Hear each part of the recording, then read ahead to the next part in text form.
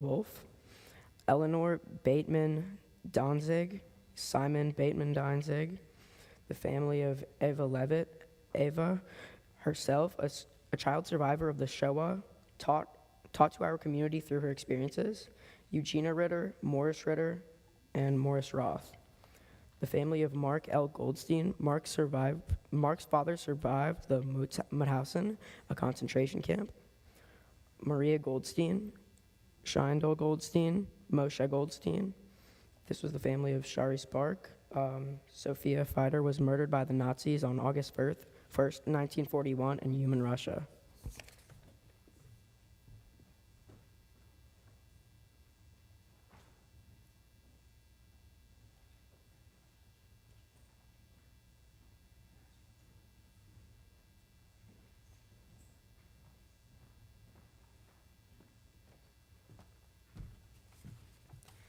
The family of Lolly Sigel, Elazar Birnbaum, Leah Birnbaum, C.D. Birnbaum, Adolf Herbach, Leo Herbach, Marcus Herbach, Michael Herbach, Jenny Herbach.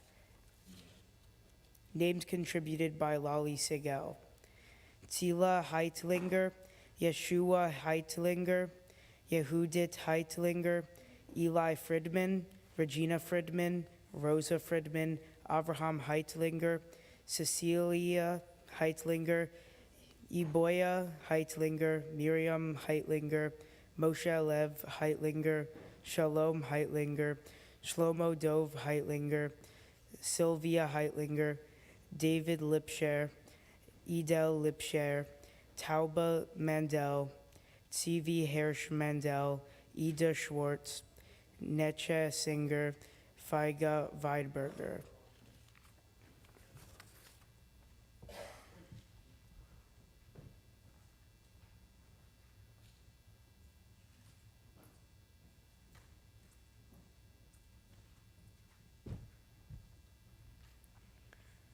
The family of Harvey Hakim, Avram Hakim,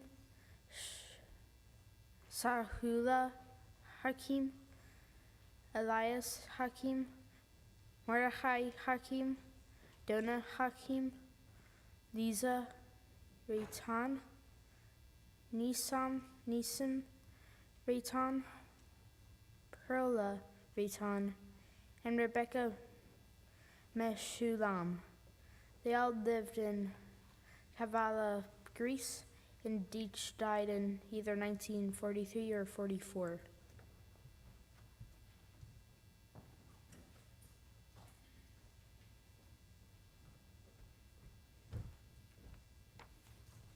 Family members of Ed Posner, a survivor of the Shanghai Ghetto, Max Posner, Selma Rosendorf Posner, Heinz Posner, Herman Posner, Jenny Luftponzer, Voltrod Posner, Anita Posner, Ruth Posner, Irving Hirsch, Mrs. Irving Hirsch, family of Ann Goldberg, Manya Glickman Sarkujic, Boris Sarkujic, Fanny Sarkujic, and Goldie Sarkujic.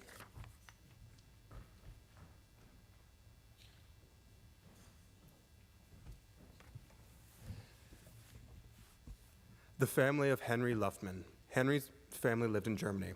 His mother survived the Shoah and is still living. Her family home in Germany is marked by a commemorative stepping stone. Flora Hamburger, from Germany, died at Auschwitz. Henrik Hamburger, from Germany, died at Auschwitz. The family of Nicole Rosenthal. Jacob Polishuk, Clara Polichuk, Adele Polichuk, Elias Davis, Tina Davis. The family of Joe Lubell. Brandla Janish, Rachela Wichtel, Dora Gastman, Bernard Gastman, Solomon Janish, Dina Goldman Janish, Herschel Herman Janish, Marlav Janish, Beryl Janish, Fela Janish, Shimov Janish, Shimov Lubelchek. The family of Tama Tamarkin. Tama's grandmother, Judith Ginsburg, survived the Holocaust as a partisan fighter. Bezalel Ginsburg, Feigl Ginsburg, Yankel Koshansky, Tama Koshansky, Rivka Koshansky, Rasha Koshansky, Mordechai Koshansky. The family of Lauren Rabin. These members of the Muscat family all died in Belarus in 1941 by Nazi bullets. Zaman Mendel Mushkat, Serele Mushkat, Avram, Cyril's husband, Chaim, Avram's and Cyril's son.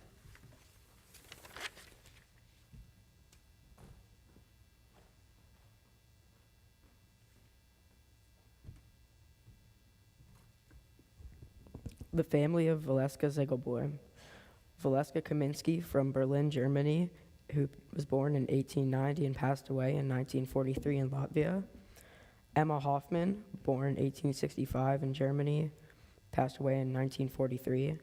Bracha Strussberg, Razi Strussberg, Huma Strussberg, and Buri Strussberg were all born in Romania and passed away in Ukraine. The family of Rebecca Silver. Shane Dell Miller from Lodz, Poland, who died in Auschwitz. Sarah Miller from Lodz, Poland, who died in Auschwitz. The family of Aron Hockhauser. Aron Hockhauser's mother, Rebecca Besso Cohen Hockhauser, has Greek family members who died in Auschwitz. Her family was from Greece, and they were Romania Jews from Castoria and Lithuania. Annetta Besso, Michael Besso, Rebecca Besso, Rose Besso Isaacs, Anna Isaacs, and Avramakib Isaacs. The family of Phi Kuhn. Phi's mother, uncle, and 2 aunts, all siblings, managed to survive the war together through Auschwitz and Mauthausen. The family members who perished all died at Auschwitz. Jacob, Fega, Pinchas, Leah, Nathan, and Hersheli Fried.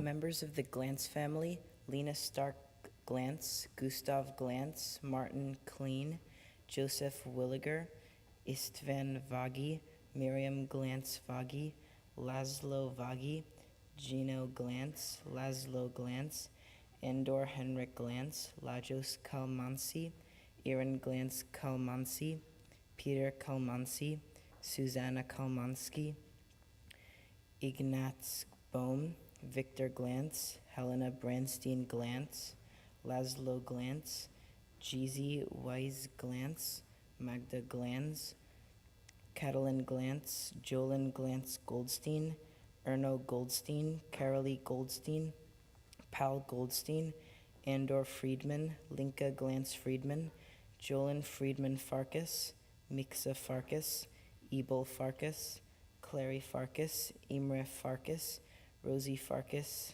and there's an unknown Farkas.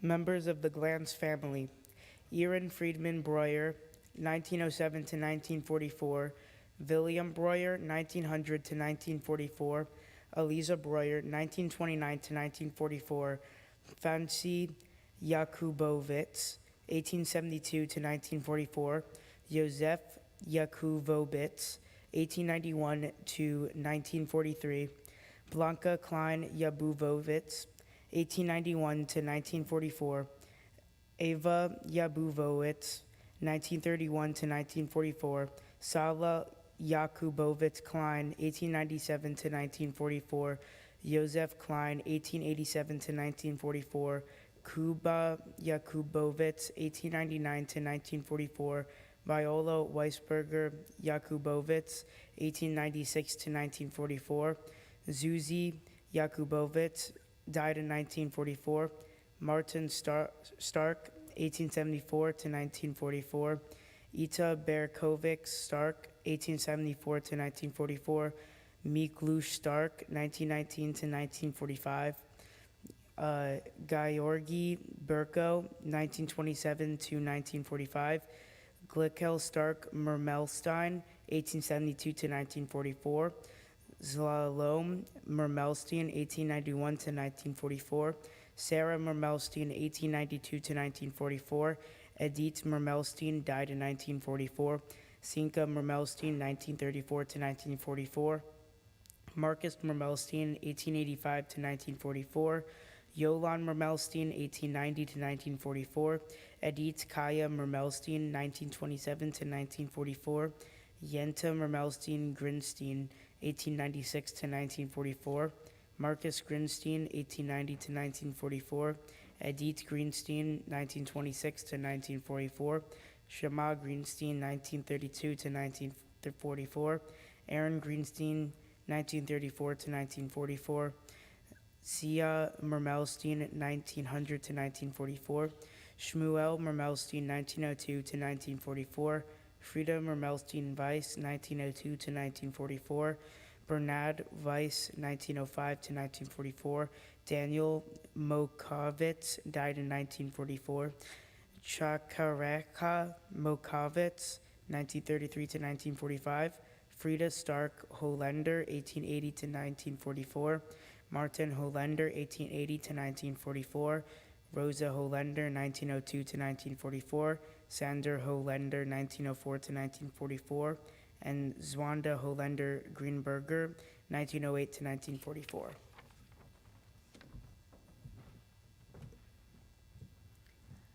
If there is anyone in the audience who has names that they would like to have read, I can hand you a piece of paper and you can write them out for us. So you'll just raise your hand and let me know. Thank you.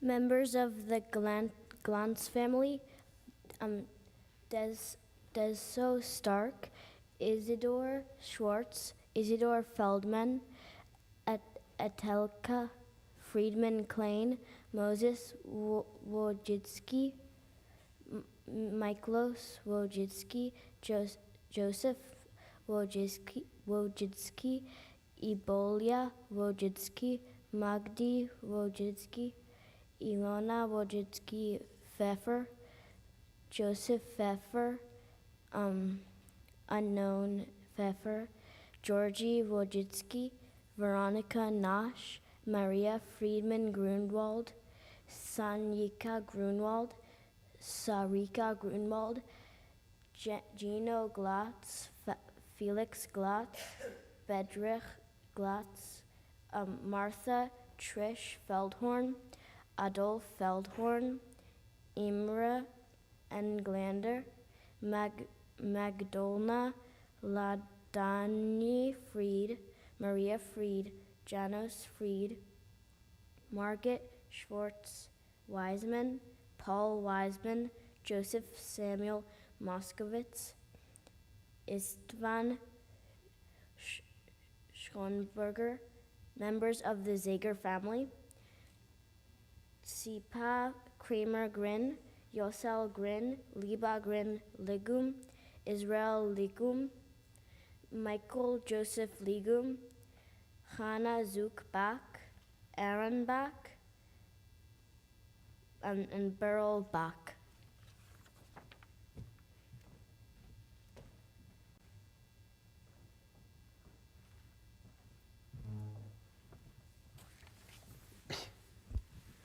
Members of the Zager family. Yehuda Bach, 1931 to 1941. Chaim Bach, 1934 to 1941. Yankel Itzik Zook, 1879 to 1941. Mindel Shemer Zook, 1884 to 1941. Michelle Zook, 1920 to 1941.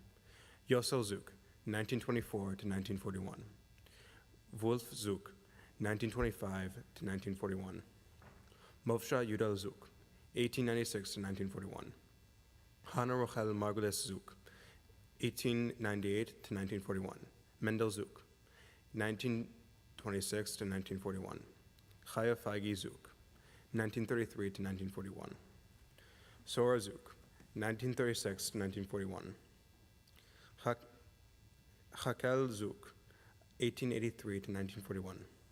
Chai Vrivke Mer Zook, 1889 to 1941. Gersh Zook, 1920 to 1941. Devka Zook, 1922 to 1941. Wolf Mariam Zook, 1923 to 1941. Ganeshi Shapiro, 1898 to 1941. Zalman Shapiro, 1903 to 1941. David Shapiro, 1907 to 1941. Moshe Shapiro, 1908 to 1941. Minda Bila Gilelowicz Shapiro, 1909 to 1941. Rivka Shapiro Silberman, unknown to 1941. Chana Feige Gilelowicz Shapiro, 1903 to 1941. Zilsa Mishle Shapiro, 1932 to 1941. Yehuda Shapiro, 1933 to 1941. Meir David Shapiro, 1935 to 1941.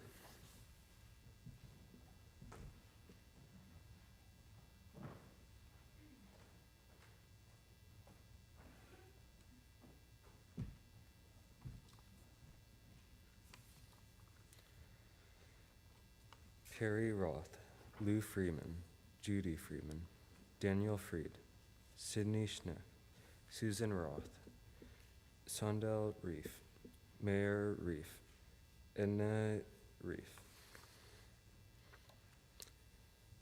William Berkowitz, Elizabeth Solomon, Viola Solomon, Nicholas Solomon, Yuzan Solomon, Yehudi Klein, Ferry Hirsch, Anshel Schlesinger, Mordechai Landau, Yosef Mir.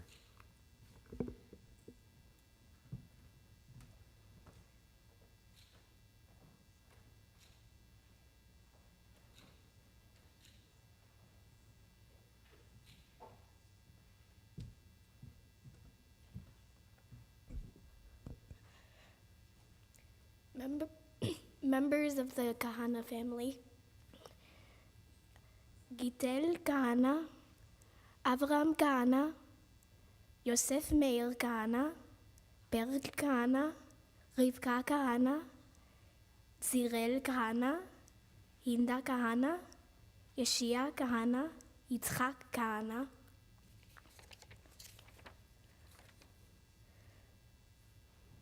Rosina Schwartz, Erzi Hirsch, Ignaz Mandel, Yosef Fried, Yosif Vogel, Ladislav Jakobovic,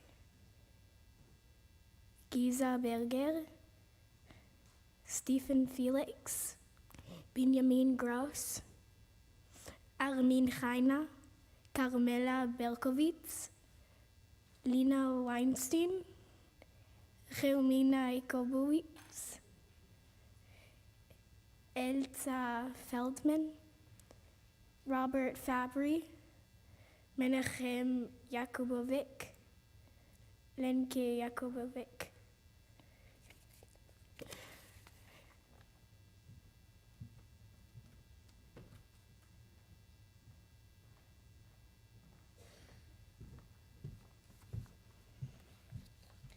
Rosalia Berkovich, born in Humen, Czechoslovakia, born 1898, died by being murdered in the Shoah. Helena Finiazova, born in Humen, Czechoslovakia, born 1901, murdered in the Shoah. Pavla Rosenberger, Humen, Czechoslovakia, born 1922, murdered in the Shoah. Edita Middleman, Humen, Czechoslovakia, born 1934, murdered in the Shoah. Irene Middleman, Humen, Czechoslovakia, 1934, murdered in the Shoah. Dora Middleman, Humen, Czechoslovakia, 1930, murdered in the Shoah. Serena Middleman, Humen, Czechoslovakia, 1927, murdered in the Shoah. Klara Middleman, Humane Czechoslovakia, born 1925, murdered in the Shoah. Desider Josefovich, Humane Czechoslovakia, 1934, murdered in the Shoah. Ernest Josefovich, Humane Czechoslovakia, born 1931, murdered in the Shoah. Livia Josefovich, Humane Czechoslovakia, born 1927, murdered in the Shoah. Bozena Friedmanova, born in Humane Czechoslovakia, 1942, murdered in the Shoah. Hilda Friedman, born in Humane Czechoslovakia, born 1940, murdered in the Shoah. Adolf Friedman, Humane Czechoslovakia, born 1938, murdered in the Shoah. Marcus Friedman, Humane Czechoslovakia, born 1928, murdered in the Shoah. Cecilia Friedman, Humane Czechoslovakia, 1927, murdered in the Shoah. Ernest Middleman, Humane Czechoslovakia, 1942, murdered in the Shoah. Magda Middleman, born in Humane Czechoslovakia, 1939, murdered in the Shoah. David Middleman, Humane Czechoslovakia, born 1905, murdered in the Shoah. Lenke Feigenbaum, Humane Czechoslovakia, born 1940, murdered in the Shoah. Ernest Feigenbaum, Humane Czechoslovakia, born 1930, murdered in the Shoah. David Engelman, Humane Czechoslovakia, born 1939, murdered in the Shoah. Moses Engelman, Humane Czechoslovakia, born 1939, murdered in the Shoah.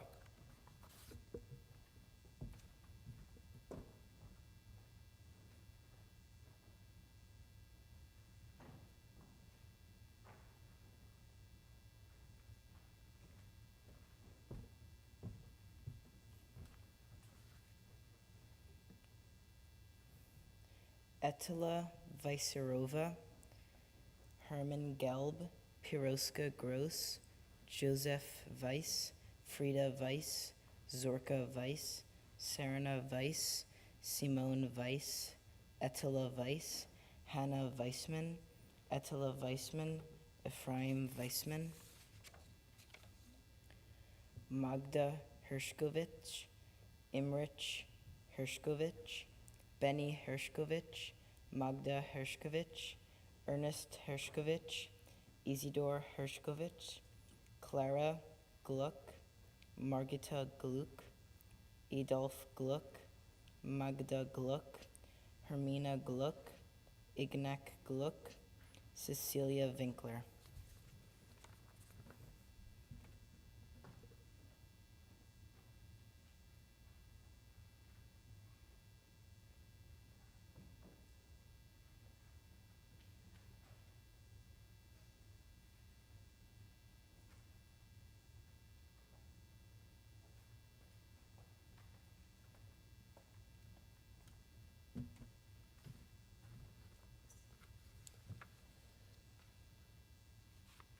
Emmanuel Weiser, born in Humana and murdered in the Shoah. Morich Weiser, born in Humana, Czechoslovakia, murdered in the Shoah. Agata Wheel, born in Humana, Czechoslovakia, murdered in the Shoah. Marta Wheel, born in Humana, Czechoslovakia, born in the Shoah. Frederica Wheel, born in Humana, Czechoslovakia, murdered in the Shoah. Lasser Schildquart, born in Humana, Czechoslovakia, murdered in the Shoah. Sarah Schildkrat, born in Humana, Czechoslovakia, murdered in the Shoah.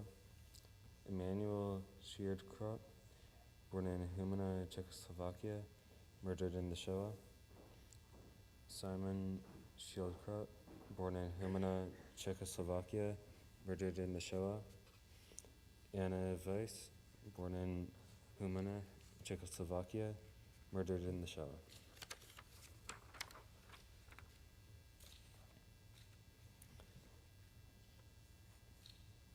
Gisela Weisberger, born in Humana, Czechoslovakia, murdered in the Shoah.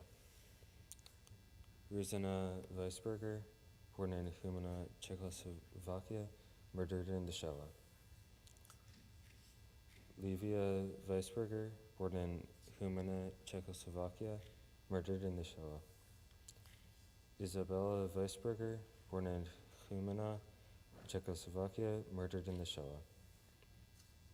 Elzbieta Weisberger, born in Humana, Czechoslovakia, murdered in the Shoah. Ezekiel Weisberger, born in Humana, Czechoslovakia, murdered in the Shoah. Jakub Berevich, born in Humana, Czechoslovakia, murdered in the Shoah. Martin Berkovich, born in Humana, Czechoslovakia, murdered in the Shoah.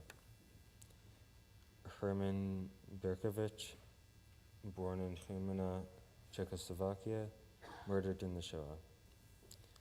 Matthias Halpert, born in Humana, Czechoslovakia, murdered in the Shoah.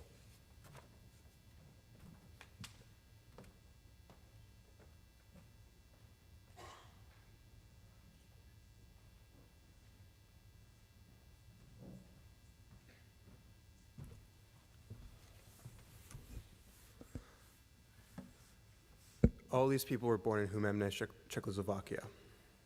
Malvina Halpert, born 1938, murdered in the Shoah.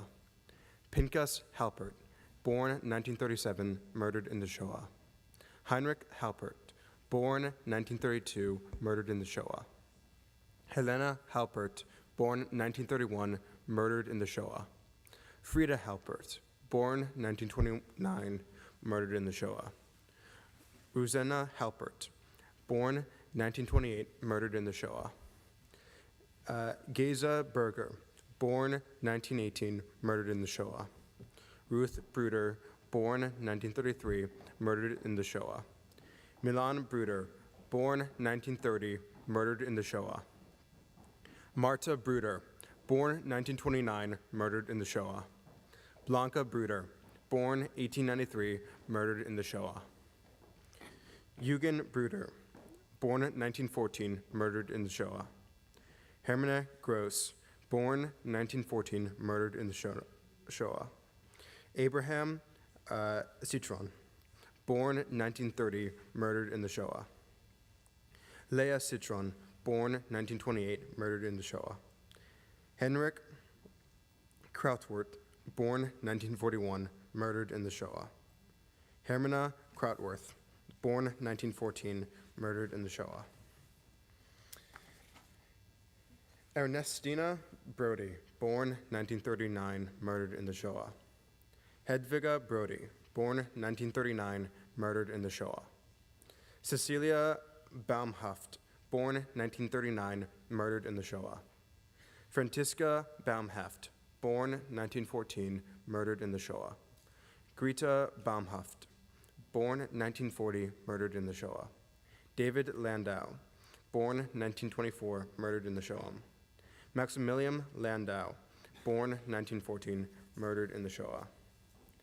Family of Ofer Cohen, survived a Holocaust. Moshe Kleinhandler, Sarah Kleinhandler, Arthur Kleinhandler, Mary Kleinhandler, Mania Friedman. Missing in action, Kafka Schiffer, and husband and son.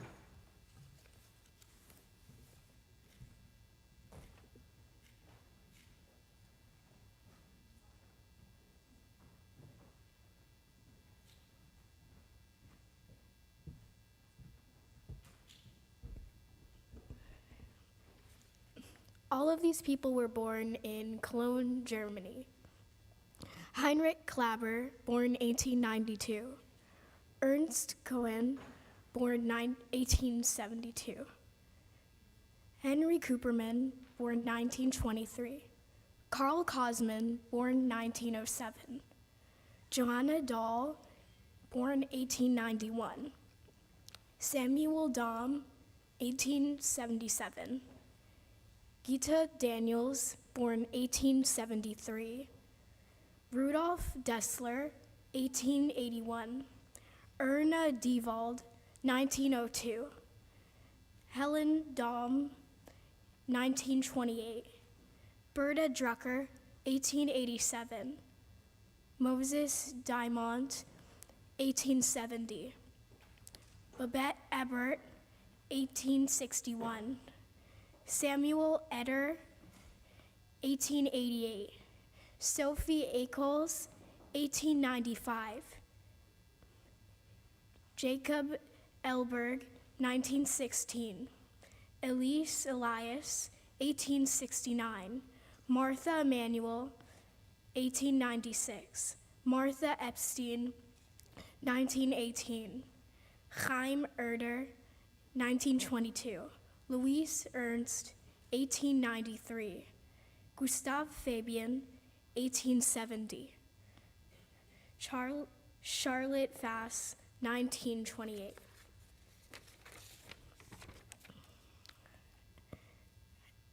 Elsa Goldblatt, born in unknown time.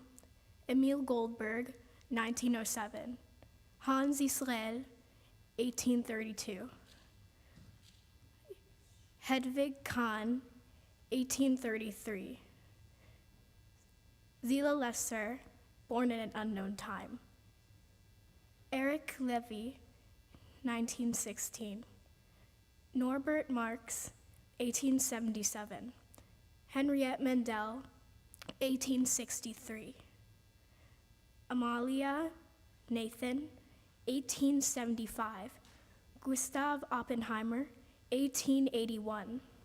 Regina Prinz, 1913. Otto Rosenberg, 1868. Hugo Rubin, 1871. Yosef Schorsch, born at an unknown time.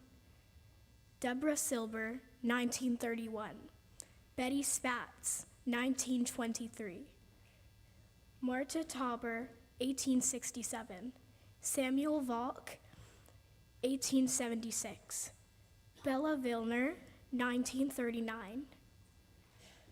Wilhelm Wolff, 1908. Fritz Volt, 1896. Amalie Zach, 1891. Solly Zimmer, 1928. May they rest in peace.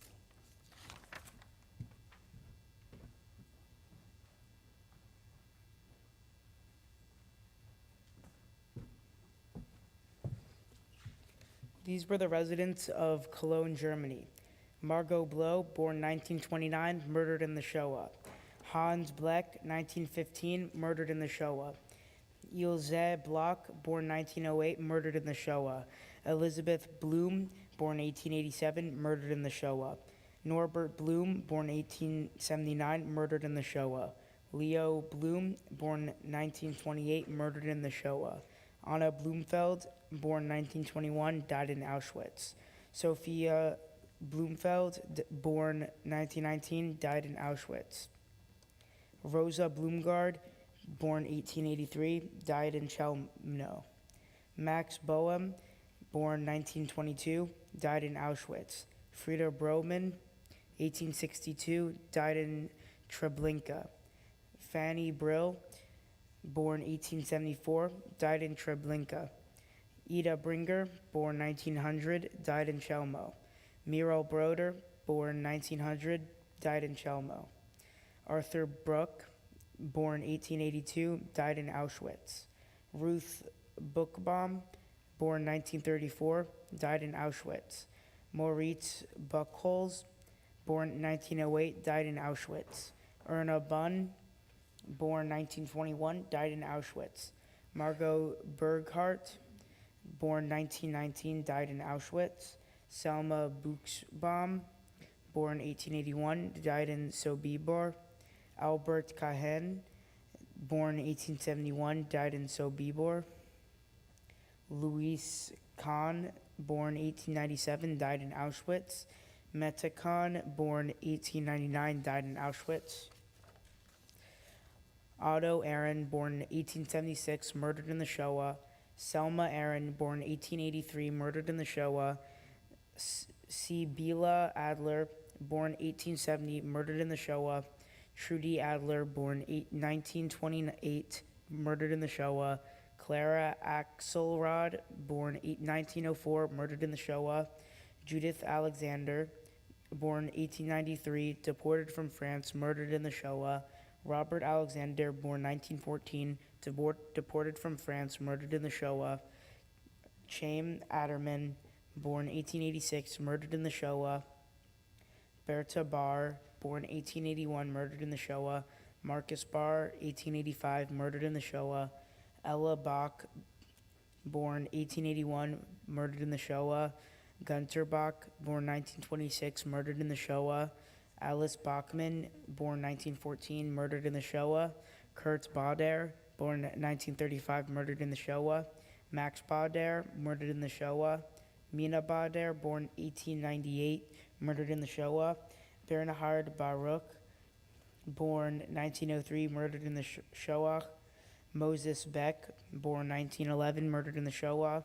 Annie Benjamin, born 1903, murdered in the Shoah. Irma Benjamin, born 1891, deported from the Netherlands, murdered in the Shoah. Eric Beer, born 1910, died in Auschwitz. Rosalie Billig, born 1881, died in Treblinka.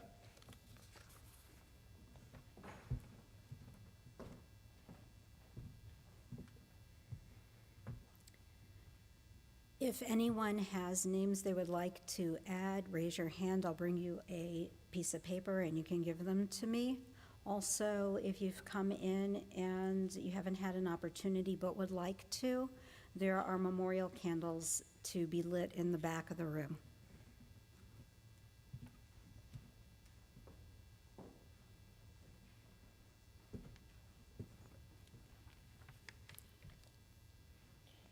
Ada Munchnick, born 1915. Katia Hannes, born 1890. Anna Bennis, born 1895. Sonia Ginsberg, Merle Levine, Paula Remez, Moshe Fuchs, born 1923. Mina Freisner, born 1914. Elsa First, born 1872. Semi Levinson, born 1890. Keela Granick, born 1927. Fruma Gordon, born 1878. Laszlo Keese, born 1911. Henia Zarembach, born 1931. Henia Gerson, born 1907. Heinrich Bertisch, born 1910. Rachel Beck, born 1878. Alexander Froyend, born 1889. Willem Rozak, born 1895. Louis Granick. Bliuma Eppelstein, born 1920. Zeev Gibjanski, born 1878.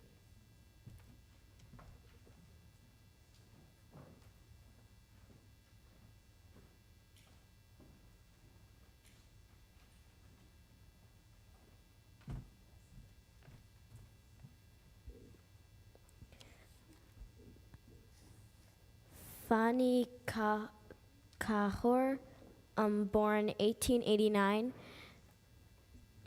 Mindla Lamstein, born 1897. Bertie Wiener, born 1935.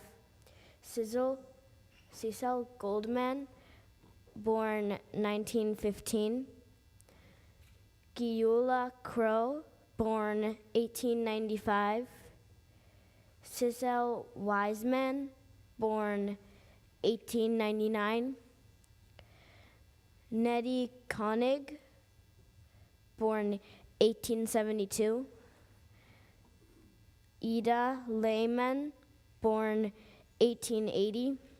Lala Lamstein, born 1924. Etta Huberman, born 1870. Abraham Lamstein, born 1928. Seraphine Gartner, born 1904. Simha Chikanovsky, born 1904. Iboli Chitzrom, born 1913. Susanna Bergman, born 1934. Marie Messel, born 1892. Irma Grin, born 1936. And Shifrel Liu, born 1888.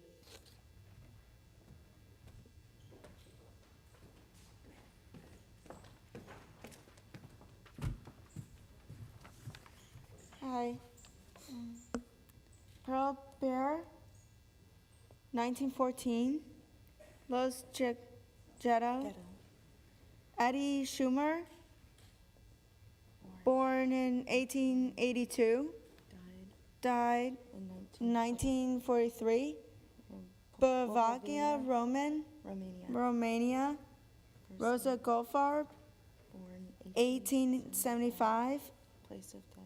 Unknown. Benson Barak, born 1879. In Paris, France. Benjamin Halseman, born 1887. 1943, Ashkowitz. Bernard Ziffer, born in 1919, died in 1945 in Sweden. Esther Gordon, 1870, died in 1941 in Latvia. Lova Hoffman, 1892, is Lithuania. Yosef Henverfarb, 1868, in Ukraine. Sol Hassan, in 1901, 1943, in Treblinka. Machin Bear, born in 1863, died in 1943 in Suriname. Maria Sibergo, Died in Auschwitz. Rosa Hassan, in Auschwitz. Sarah Hoffman, in 1920, died in Lithuania. Leisha Waxberg, born in 1900, Died in 1943 in Auschwitz. Fritz Goldschmidt, born in 1900, born in 1942 in Auschwitz. Marie Weiss, born 1858 in Zurich. Samuel Ghani, born in 1885 in 1942 in Greece. Hazel Hirschberg, born in 1891, died in 1841 in Riga, Ghetto. Berta Hamburg, born in 1886, died in 1942 in the Shoah.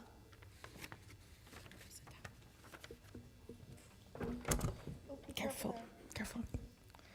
Gisa Engelman, born 1900, died 1942 in Rovna. Vladimir Bauer, born 1907, died 1945 in Stara Graditska. Moshe Lewin, born 1922, died 1942 in Warnova Ghetto.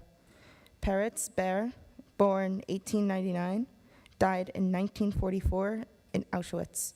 Selma Schwartz, born 1909, murdered in the Shoah at Treblinka. Olga Freischner, died in 1942, Minsk, USSR. Bluma Horowitz, born 1885, died in 1942 in Lviv, Poland. Isaac Levant, born 1904, murdered in the Shoah at Kiev, USSR. Krishna Kaufman, born 1914, murdered in the Shoah at Treblinka. Maha Lazaron, born 1915, died in 1941 at Riga. Leon Gutstein, born 1911, died 1941 in Stanislav, Poland. Miku Fischer, born 1922, died 1945 in Austria. Carolee Gluck, born 1930, died 1944 in Auschwitz. Sari Goldstein, born 1926, died 1944 in Auschwitz.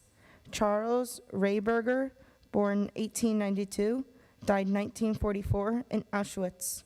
Ephraim Hochberg, born 1880, murdered in the Shoah at Lviv, Poland. Tana Rudnitsky, birthplace unknown, death in 1941 at the Polygon murder site. Juliana Gross, born 1897, died in 1944 in Austria. Olga Ehrlich, born 1888, died 1944 in Auschwitz. Mina Blumendahl, born 1887, died 1943 in Sibelhor camp.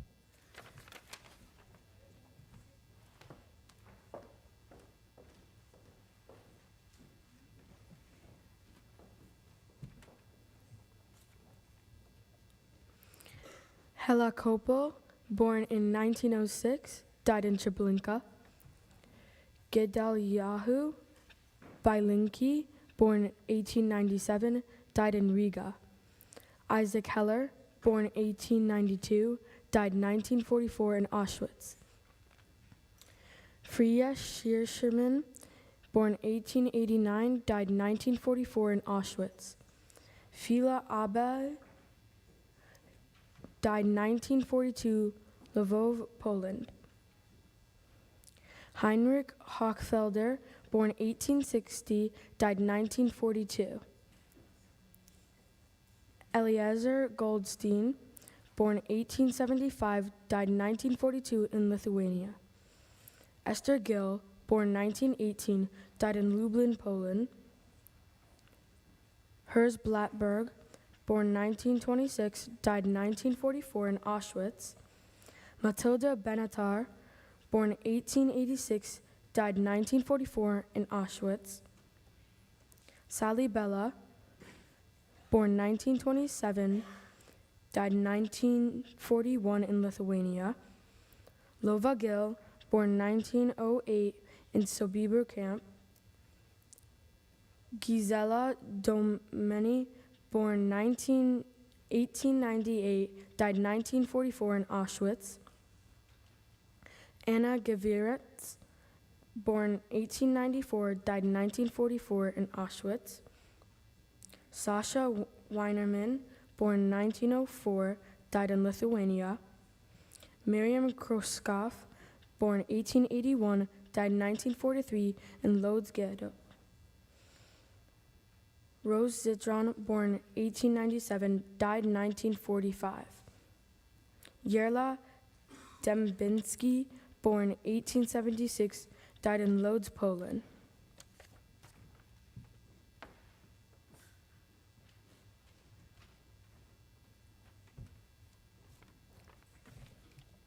Reuven Shapira, born in 1912, died in Estonia. Hugo Phillips, born in 1893, died in Lodz, Poland. Meir Lerner, born in 1878, died in 1941 in Russia.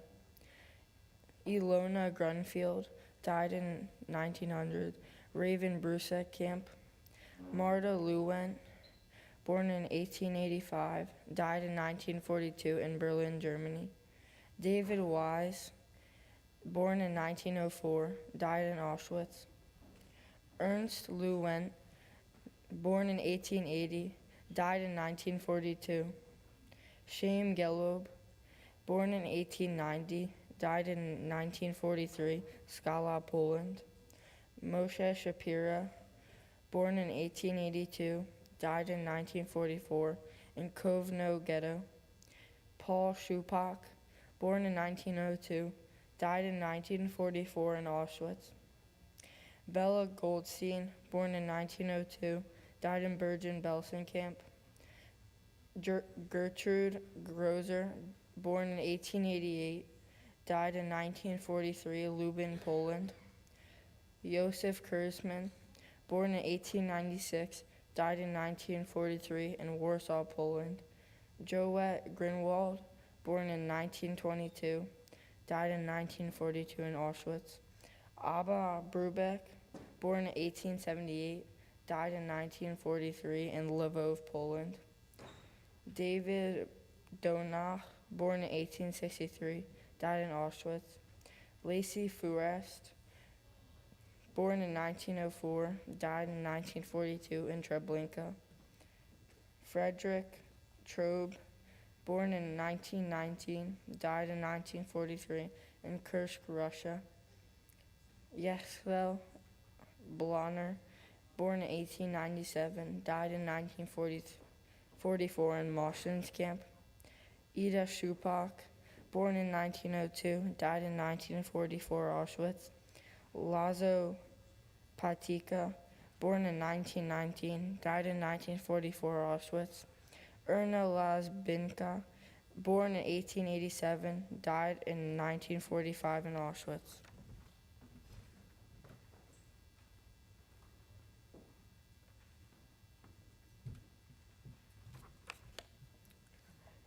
Joseph Scheinblum, the wife of Joseph Scheinblum, Rivka Scheinblum, and Simon Scheinblum. Eleanor Beitman Danzig, Simon Beitman Danzig. The family of Eva Levitt, Eva herself, a child survivor of the Shoah, to our community through her experiences. Eugenia Ritter, and Morris Raw.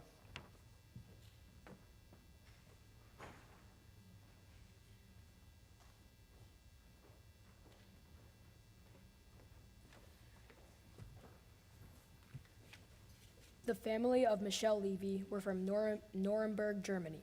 Michelle is a child survivor of the Shoah. Many of her family members were deported to Terezin, where they died.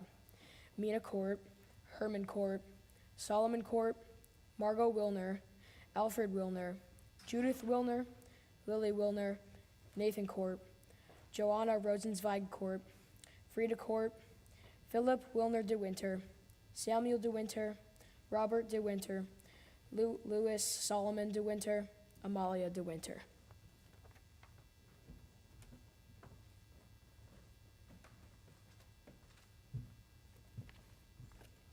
The family of Valeska Ziegelborn. Valeska Kaminsky, born Berlin, Germany, 1890, died in 1943 in Latvia. Emma Hoffman, born in Germany, 1865, died in 1943 in Theresienstadt. Bracha Strasberg, born in Romania, died in Ukraine. Raisi Strasberg, born in Romania, died in Ukraine. Huma Strasberg, born in Romania, died in Ukraine. Buria Strasberg, born in Romania, died in Ukraine. The family of Rebecca Silver. Shaindel Miller, born in Lodz, Poland, died in Auschwitz. Sarla Miller, born in Lodz, Poland, died in Auschwitz. The family of Aaron Hockhauser. Aaron Hockhauser's mother, Rebecca Bessa Cohen Hockhauser, has Greek family members who died in Auschwitz. Her family was from Greece, and they were Romanite Jews from Castoria and Ioannina. Aneta Bezzo, Michael Bezzo, Rebecca Bezzo, Rose Bezzo Isaacs, Anna Isaacs, Avrameki Isaacs. The family of Faye Kun, Faye's mother, uncle, and 2 aunts, all siblings, managed to survive the war together through Auschwitz and Mauthausen. The family members who perished all died at Auschwitz.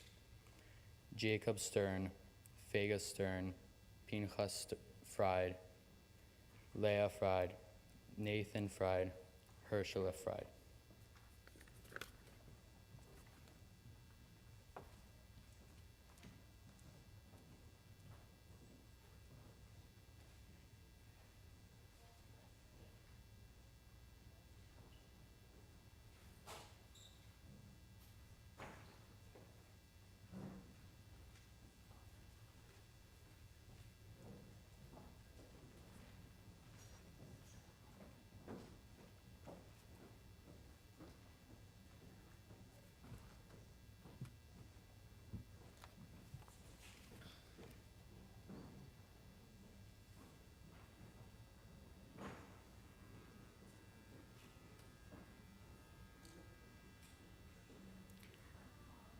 Welcome. I'd like to ask, if you haven't already done so, please take a moment to silence your cell phones. That would be most appreciated. My name is Jerry Zimmerman. I'm the director of the Jewish Federation of the Lehigh Valley, and I feel honored to welcome you this evening to this year's Yom HaShoah Memorial Program. I'd like to thank the students who just read names for us. I find that to be very powerful and moving each year. But this year, as I was thinking about it, I was thinking that it's primarily because the students are our hopes and dreams for a better future. And that really was moving to me. At the rising of the sun and its going down, we remember them. At the blowing of the wind and in the chill of winter, we remember them. At the opening of the buds and in the rebirth of spring, we remember them. At the blueness of the skies and in the warmth of summer, we remember them. At the rustling of the leaves and in the beauty of the autumn, we remember them. At the beginning of the year and when it ends, we remember them. As long as we live, they too will live, for they are now a part of us as we remember them.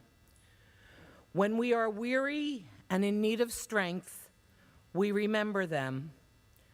When we are lost and sick at heart, we remember them. When we have decisions that are difficult to make, we remember them. When we have joy we crave to share, we remember them. When we have achievements that are based on theirs, we remember them. For as long as we live, they too will live, for they are now a part of us as we remember them. I'm privileged to call up Alex Milanich. Please join us.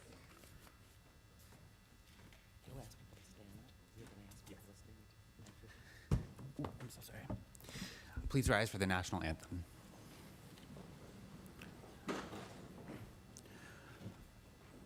Oh, say, can you see by the dawn's early light what so proudly we hailed at the twilight's last gleaming, whose broad stripes and bright stars through the perilous fight o'er the ramparts we watched were so gallantly streaming, and the rocket's red glare, the bombs bursting in air, gave proof through the night that our flag was still there. Oh, say does that star-spangled banner yet wave o'er the land of the free and the home of the brave? You can be seated.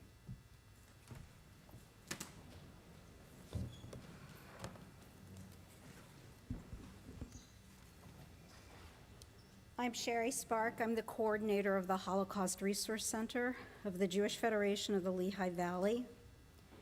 Tonight we start the observance of Yom HaShoah, Holocaust Victims and Heroes Memorial Day.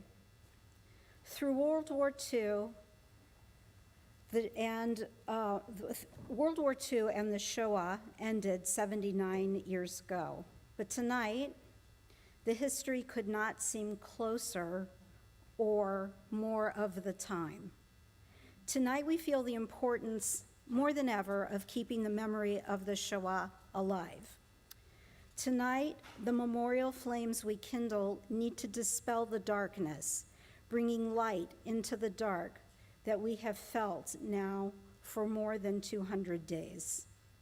Tonight, we owe it to those 6 million souls, keeping the promise not only to remember each one, but to take action, to not be afraid, to speak out. Our observance tonight brings us together to stand for memory and to pledge ourselves eternally to remembering the Shoah and its lessons. The words we now read responsively are adapted from writings of survivors. The joyful memories, their nostalgia, their sadness, these all place us in the setting of their lives, overturned for all time and destined to travel paths they had never expected.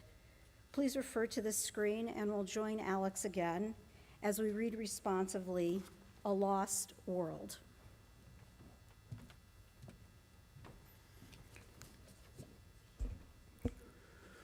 Nobody will ever give us back what we've lost. An entire beautiful Jewish world ceased to exist, no longer to be seen. Gone are our fathers and mothers who sustained the fine Jewish life upon their shoulders. A Jewish world is gone forever.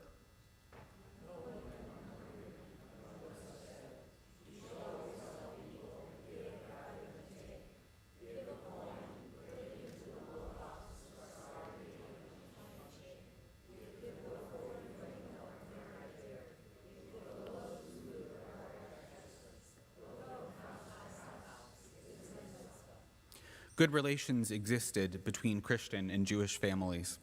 On holidays, both sides were invited to each other's homes. I didn't notice any discrimination between adults, even less between children.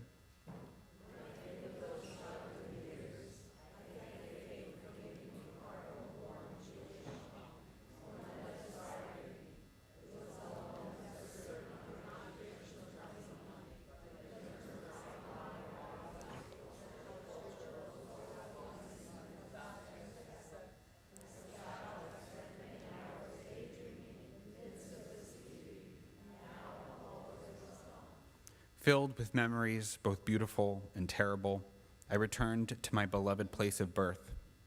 How many Jews live here now? 3, I was told. Like a film, my entire life passed in front of me. Unlived youth, concentration camps, banishment.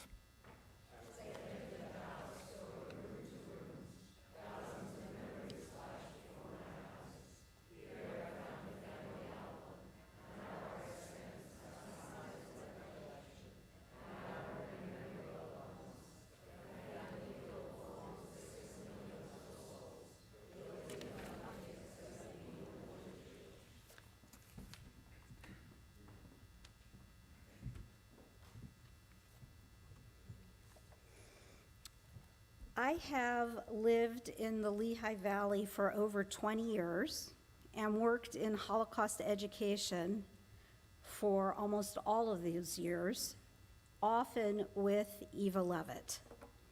Her kindness, her articulate presentations to students of all ages, her dedication to memory, not only for memory's sake, but for lessons of understanding, tolerance, freedom from marginalization, the importance of not repeating history, all of these lessons were generously presented to thousands, and that is not an exaggeration, of students in our area. How many times did I witness Eva asking a tall, athletic-looking student to stand, ask them their weight, and then continue to share the weight of her father at the end of the Holocaust? The audible intake of air or the stunned silence showed that her point had been received. Her matter-of-fact words always struck a chord and effectively transmitted the lessons of learning about the Shoah. As an educator of Holocaust, especially now, I feel that Eva's work continues to be a pillar. It's truly an inspiration for me. I will always be indebted to her dedication and her influence on so many. I'm delighted now to introduce you this evening to Stephanie Smarchin, who, along with stories told to her by Eva, and together with Eva's most important collaborator, her husband Larry. They have just published Eva's biography, Evichka. We welcome Larry and Stephanie to our stage this evening.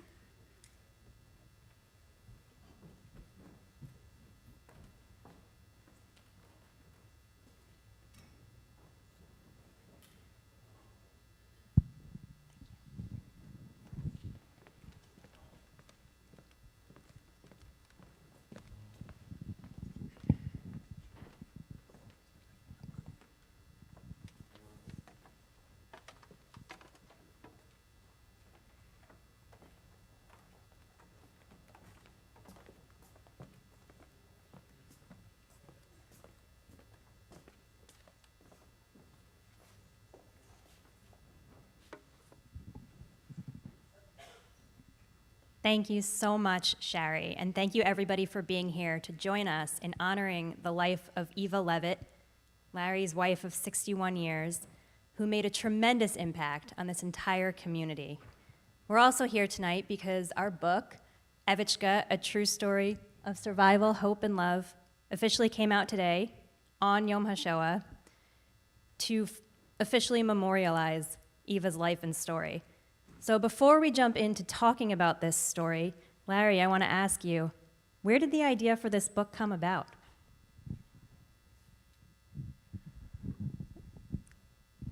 The idea for this book, excuse me, came about 2 years ago when I realized that Eva's remarkable story, including the fact that she was among 6 children out of 200 born in the small town called Humene, then Czechoslovakia, survived the war.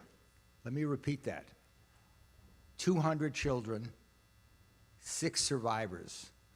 One was my beloved wife, Eva. I realized that her story needed to be told. It needed to be told for many reasons, including the fact that she would not be alive, her mother would not be alive, were it not for wonderful Christians whose name was Hajtas, Hajtas, who saved their lives by finding places for them to hide, by making false papers that identified them as Christian, and throughout the war, and then certain that they would never return, helped them readjust after my late father-in-law. Some of you may remember Leopold Ritter. It wasn't mentioned a few minutes ago, but he weighed 76 pounds when he came home from Auschwitz. And that's why when Eva told this story to literally hundreds, if not thousands, of high school students, thousands, and asked someone to get up and tell the rest of the students how much he or she weighed. That's where the story began. Thank you. So what you're looking at is the picture of Eva as a little girl. And then we're going to take a look at the next slide. So when we meet Olga, Eva's mother, and Eva in the book, it's the end of 1944. The Gestapo has just come to the door of the house of the brave Catholic couple who's hiding them and said, "Where's Olga? We know the name on her false papers. Where is she?" And so the woman of the house was home. The man of the house was away on business. The woman, Clara, went to warn Olga, and so she took to the streets. She started walking around with Eva, trying to stay hidden, trying to stay out of sight. And after a few days of this, she was so exhausted. And she came upon a little farmhouse, and she looked and she saw a woman sitting on the porch who looked to be about her age. And she thought to herself, what if I just left Eva here? You know, would my little girl have a better life without me? And this really struck me. the first time that I heard this story, actually, I think it was the first day that we met to talk about it. And I went home and I wrote this up as the prologue, and I realized much later why this was so striking to me. I'm the mother of 2 little girls. And so the idea that you would leave your own child, your own daughter, with somebody else, what would have to happen to you to make you think that?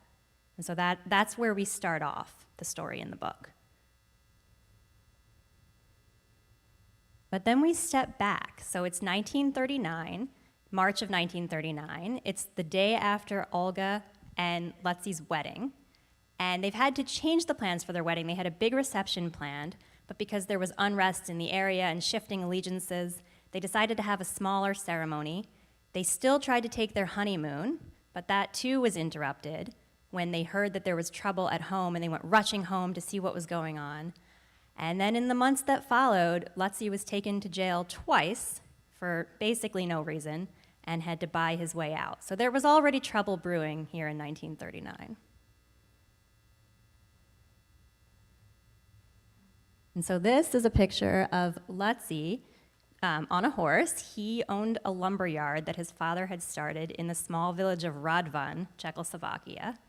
He was the respected business owner of 200 employees, and lived a pretty good life up until the war. And Larry, do you want to talk about this picture? I know you love this picture. I do love this picture for many reasons. I truly loved Eva's father, Letsy, who some of you may remember. He was a remarkable person,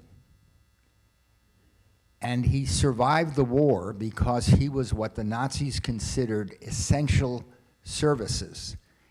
He and his crews were chopping down trees and making railroad ties. And when all exemptions were then canceled, he was sent, along with many members of his community, to Auschwitz or one of the other concentration camps, never to return.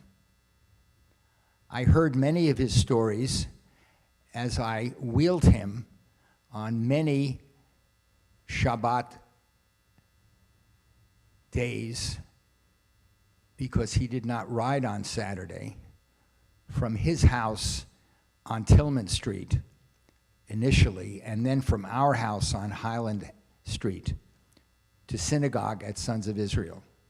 And during those trips, he told me all about his experiences in the war, how, for example, and there are many examples that you will read, I hope, in the book, his best friend from Radvan found themselves at Auschwitz, and one day the Nazi officer comes in and says to a group of them, "We don't need your work today. You can stay here and rest." His best friend said, "I'd like to rest." And Letsy said, "I want to work." When Letsy returned after a hard day's work, his friend was gone. The Nazis needed an additional group of people to fill a quota that they had every day, and he hadn't been gassed. That's one of many, many stories that Letsy told me on the way to synagogue, and I think you would probably find of great interest how many almosts Letsy was not with us. Thank you for sharing that. Okay, so before this happened, the family has a happy surprise, a happy moment. Eva's born January 12th, 1942. They were not really planning to start a family, but nevertheless, they did. And so, her early years, although the war was certainly going on, were filled with some happy times that I know Eva told you about. Do you want to share a little bit about that? Their life in Humane and Radvan was actually pretty good. before things started to turn. I remember Eva telling me how she was pulled on a sled by Rexy, her dog. How friends of theirs, Jews and non-Jews, were so welcoming to them, and how they had a wonderful life together. And then things started to change. So as Larry said, the family was exempt from deportation for several years because of Lutzi's status as an essential worker. But in September 1944, all of that changed when they found out that all exemptions were to be canceled. And so what we're looking at here actually is one of the yellow stars worn by the Ritter family. And so before we go to the next slide, I want to pause and tell you what you're about to see. I'm sure a lot of you here are familiar, but in the 1990s, Steven Spielberg's HaShoah Foundation interviewed, I think, about 52,000 survivors and witnesses of the Holocaust. And, I think it was in our second meeting when, I said to Larry, the story is so impactful. I know Eva's telling me what she remembers, but she was a little girl during the war. She was 3 when most of this was going on. Is there anything else written down? Is there any testimonial? Her parents had been gone a long time at that point. And he said, yes, actually, Lutzi had sat for an interview with the HaShoah Foundation in the 90s. And so he connected me with his cousin in Israel, Mark Goldberg, who sent me the recording of Lutzi's interview, 2.5 hours, where he tells this entire story. And so that was invaluable to being able to tell the story in this book, and of course to all of the documentation around the Holocaust, these interviews. But you're gonna see a clip now from one of Lutzi's interviews. So go ahead, Sherry. We had prepared false papers, Gentiles, in case something happened. In late summer, in 1944, the Germans occupied Slovakia. Then I know we are in trouble now. I had a friend in Bratislava. He mentioned me in 1942, if you will be in trouble, you could contact me. And I didn't want to be with my wife together when the Germans come in. Then in Europe, only the Jews are circumcised. Then it was dangerous to be with my wife. And I sent her to Bratislava to my gentle friend. And I went hiding. Where? In Nitra. Okay. On the road, on the way, went to hiding, they catched me.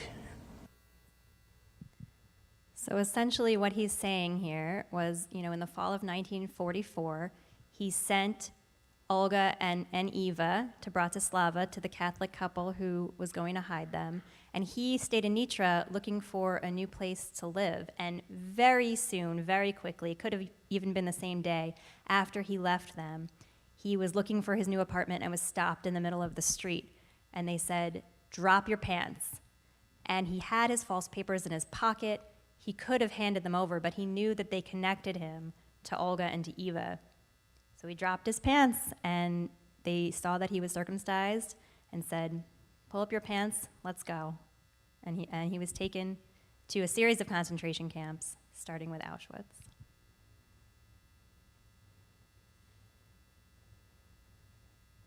Okay, so he arrived at Auschwitz October 10th, 1944, and it was about a week later that he heard that his parents had actually arrived as well. These are his parents, Moshe and Eugenia Ritter, and he could have gone to them. He could have gone to say goodbye because he knew it was going to be goodbye, right? He had gotten to this camp. He had been sent to work, but his parents were much older. His father was actually 20 years older than his mother, not in great health. He knew they were going to be sent to the gas chambers. But he chose not to say goodbye because he didn't want them to know that he was there. He wanted them to think that he was still a free man. And so Larry, knowing Lutzi as you did, and Eva, why do you think that Lutzi made this decision? Before answering that question, I hope you were all as impressed as I was and remain with Stephanie. She's very modest, but literally she listened and watched these Spielberg tapes, not only of my late father-in-law, but of his sister Muncie, who was saved by the same Catholic family, the Hoytashes. So why he decided not to say goodbye to his parents when he could have done so? Only because I believe, and it was a trait that not only he had, but Olga, his wife, had, and did my beloved wife, Eva. He didn't want to bring unnecessary hardship and bad feelings to his parents before he knew they were going to be put to death. It is a trait of always thinking about others that Eva inherited from her parents. Those of you who remember her, and I suspect there are many in this audience who do, knew that anything she did was never, ever about Eva. I have at home, and I welcome any of you to come and see it, over 250 letters and notes of condolence that were sent to me after Eva passed away. Some of you may know that Eva took trips with her son, Mark, all over the world. And 31 countries contributed letters on Facebook expressing condolences about Eva's passing. And more than dozens mentioned that trait of never being about herself. Why she picked this Larry, I really don't know, but we're going to get into that a little later. Thanks, Steph. And we're actually going to have Lutzi tell you a little bit about what happened here, too. Always when a transport came, I was listening how they are talking. Once I heard the transport, they speak Hungarian and Slovak. Then I know this is our transport for Slovakia. In the evening, I know the new people come which barrack days, and I went right away in the evening. And there were from whom a few people, and some new parents came. This was the 18th, October the 18th, and I know there and went to the guest chamber. You knew that your parents came on that? Yeah, he told me your parents came, and I know they're old. My father was 86 years old. Only my mother was young. She was 20 years younger. So you didn't get to see your parents? I didn't want to. They should see me. I didn't want my mother should know I'm there. She knows I'm exempt and I'm free. I was free to go. You wanted her to feel that you were free? Yes. So this is where the story splits. We follow Lutzi through a series of concentration camps. He's at Auschwitz for about 2 weeks, and then he moves on to other camps. And we also follow Olga and Eva. So as we said, they went to Bratislava, to the home of the Hoytashes, Geza and Clara Hoytash. Geza was a childhood friend of Olga's, and they had said to Lutzi years before, if you ever get into any trouble, you can come to us. And he knew that this was the time to call in that favor. So they come to the Hoytashes. They're there for about 2 months before the Gestapo comes and knocks on the door, and they have to wander the streets like we talk about in the beginning. And then Geza comes home. He does find them a new place to live with a friend of his, Mrs. Brown, who also has other Jews hidden with her, although Mrs. Brown actually never knows that Olga and Eva are Jewish, but nevertheless, they come to stay. She has a bed to offer them, but little else, and so during the day, they wander the streets looking for bits of fence or twig or anything that they can burn. And while they're doing this, they actually practice the Hail Mary prayer. And we learned this actually in an interesting way. So Larry, I'm hoping you can tell everybody how we learned this detail. I learned this detail actually both from my late father-in-law, but I learned it actually recently by a phone call that I got about 6 months before Eva passed away in July of 2023. The phone rings, and the other person calling identifies herself. Is this Larry Levitt? I said, it is. Are you at 3608 West Highland Street? I said, that's correct. This is Maggie the therapist. Well, I had no idea who Maggie the therapist was.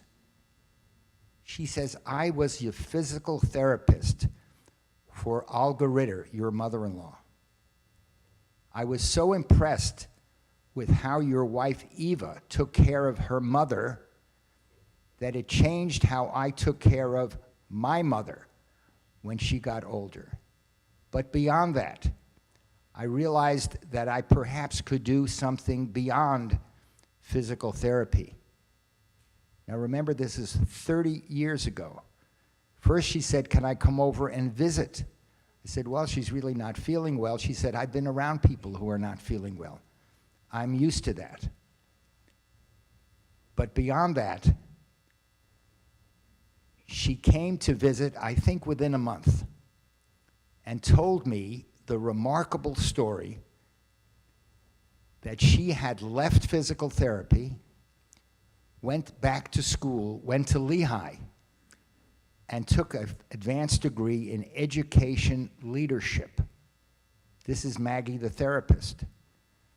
Fast forward, she told me on that visit, I am now the president of Union College in New Jersey, the first community college in New Jersey. By the way, I looked up on something called Google, you may have heard of it, and learned that she was voted the #1 CEO of a community college in America. And to make it even more interesting, she said she had decided, based on her experience with Eva and her mother, Olga Ritter, to establish a scholarship called the Olga Ritter Survivor and Hero Scholarship, which was just inaugurated. And we saw a beautiful letter, my grandchildren will attest, from the first recipient, whose whole life was changed, as did Maggie the therapist, by the influence of Eva and her late mother. So that's how I learned from Maggie that both of them had learned the Hail Mary prayer, so that if they were stopped, and this did happen, they could recite the prayer to prove that they were not Jewish. That's how the story went. Okay. So you've heard this recording now of Letzi. About 2 months into our interview process, I had heard Letzi's story from him. I had heard Eva's part of the story from her, but something was missing. Olga and Letzi were not in the same place. What was Olga doing at this time? And so I started Googling around, hoping to maybe find a document or some kind of historical record that would contribute to this story. And what I actually found was an oral history interview that Olga had done in the 1980s that had been donated to a Holocaust museum and was online. So there was an 1.5-hour recording of Olga telling her part of this story that was incredible to us that we were able to tell that. The audio is not so great, but we want to show you a little clip of it anyway, just so you can hear her voice and she can tell you a little bit about how she kept Eva safe during these months. She never knew her name. I never told her that her name is Ritter, because in my world the name Ritter was Jewish, because it was a German name. So she says, what's your name? Pretty Eva. I didn't want to teach her the false name, and I didn't want to tell her the right name. So she says, my name, the Pretty Eva. So what she's saying is that They never taught Eva her last name through the war. Just in case somebody came and asked, "What's your name?" they were worried it would be too recognizable as Jewish. So they just said, "Just say Pretty Eva, Pretty Evachka." That's all she really knew of her own identity at that time. So as Larry also mentioned, we follow Lutzie's sister, Muncie, in the book. Muncie's story really intertwines with theirs, particularly with Olga and Eva's part of the story, as she also came to the Hoytashes a couple of months after they did, and they agreed to have her stay with them and pose as their maid. Muncie also sat for one of these interviews with the Spielberg Foundation, which again provided a lot of details that were really important to telling this story.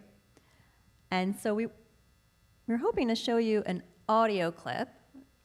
Okay. So one of the more heartbreaking stories in the book, actually, is right after New Year's in 1945. Muncie's sitting at Geza and Clara's house. She's playing cards with Geza's brother, and the Gestapo knock on the door, and they say, "Come with us, Jew."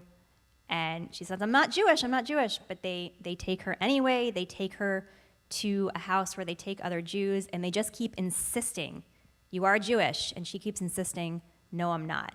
And so this is an audio clip from her interview she did with the HaShoah Foundation. It's a little hard to listen to, but I think it's important, so let's listen. We were playing cards, 12 o'clock at night, the bell rings. 2 Gestapo men came in, and he says, "You come with me." So they took me and start to question me. "So, who are you?" I said, "I'm Maria Valalik." So he said, "You are Jewish?" I says, "I'm not Jewish." Because I knew they couldn't find out anymore, because the Russians were there already in the town where I had the paper from. Because we heard the news that they occupied already, the Russians. So that I was sure, I says, I'd rather die here and I don't want to go to Auschwitz. I denied it. They put me on a chair like this. They turned over and took Gestapos with those, I don't even know with what, but they were hitting me from one side, one and the other one. Where Are were you they Jewish? hitting you? My backside. Did you have your clothes on? Yes, I had my clothes on. I had my clothes on, and they were hitting me, and they, "Are you Jewish?" No, I didn't cry. I don't know why I couldn't even, I didn't say nothing. Just I told them in Czech, I said, "Aren't you ashamed to hit a woman?" They hit me even better, and they, again and again, "You Jewish?" No. "Let me hear, what are you?" I says, "I'm Greek Catholic." Greek Catholic? Yes. I says, "Let me hear, you know the prayers?" I told the whole prayer, you know, in the morning, the prayer that they said, and I make I cross myself. They cross different, not like the Catholics, they cross on the other side. I knew it, everything I did. And he says, "You better tell us." You know, they tried all the things, and I denied it. I just denied. And then they started to hit me in my face, my head. With what did they hit you? With their hands, or they were strong. My eyes got full of blood. My face was black. My backside, from here, then black. Then the second night again, they threw me again in the, brought me up in the office there, started to hit me again, and again. Same thing. This, over a again. chair? Over a chair, same thing, hitting me in the, wherever they could. Yeah, I just denied it. I says, I really didn't care anymore. I was so, I said, I didn't say a word. I just let them hit me, put me again in the basement. And the rats were running back and forth, and I was afraid of them. And it was freezing cold, nothing, I had nothing on, just I was shivering. I was strong, you know, I I was a town girl, a small town girl. How old were you at that point? I was around 26. Yeah, that was my reaction too. It's hard to hear. So she was kept in this house. Ultimately, she kept insisting that she was not Jewish, and they couldn't prove otherwise. And so after a few days of this, they said, you know what, we need somebody to work in the house. We're going to have you work. And so that's what she did until the end of the war. She was in this house working for the Germans until the Russians came into the city and took over, and she was able to flee. And so she survived. Lutzi, Olga, Eva survived the war. This is a story of survival. But how did that come to be? What happened?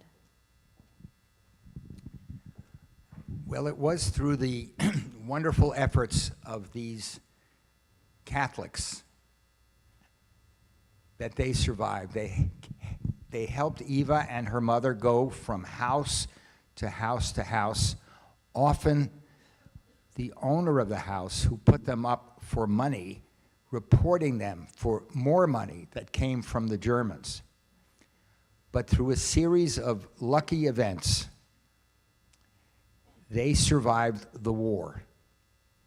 And I think the credit goes primarily to this wonderful Hoytash family.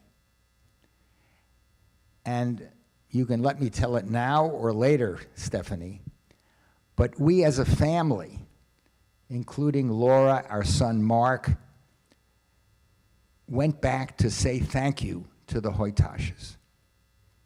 That was in the 1980s.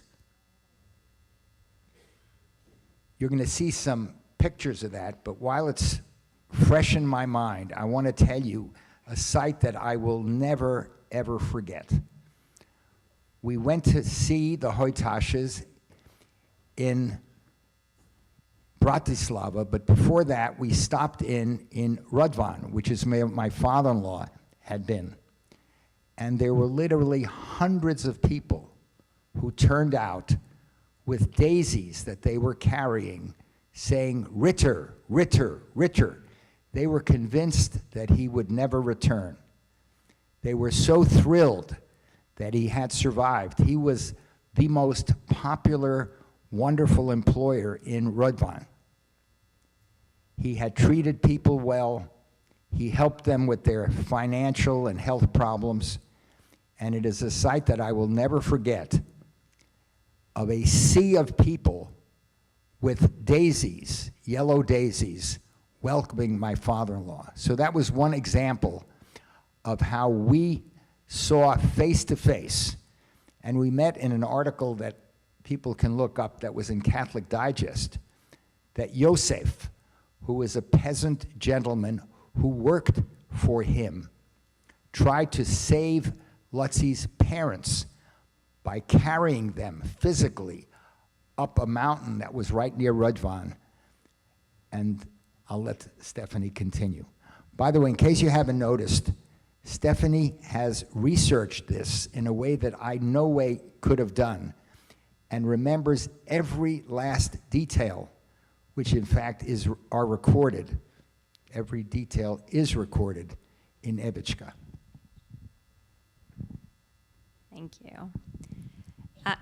In fact, the first part of Evichka is this war story. It's the story of survival, but that really is only part one, and that's on purpose. We really felt that this book isn't just a story of survival. It's not just about how they survived. It's about how this family lived. And so part two of the book picks up when Eva meets a soon-to-be doctor named Larry Levitt at Queens College and goes into the life that they led together. So, Larry, how did you meet? It's a story that's a bit unbelievable, but I'll tell it to you, and I'll leave it up to you whether you believe it. I had a very close friend whose name still is, Michael Olstein.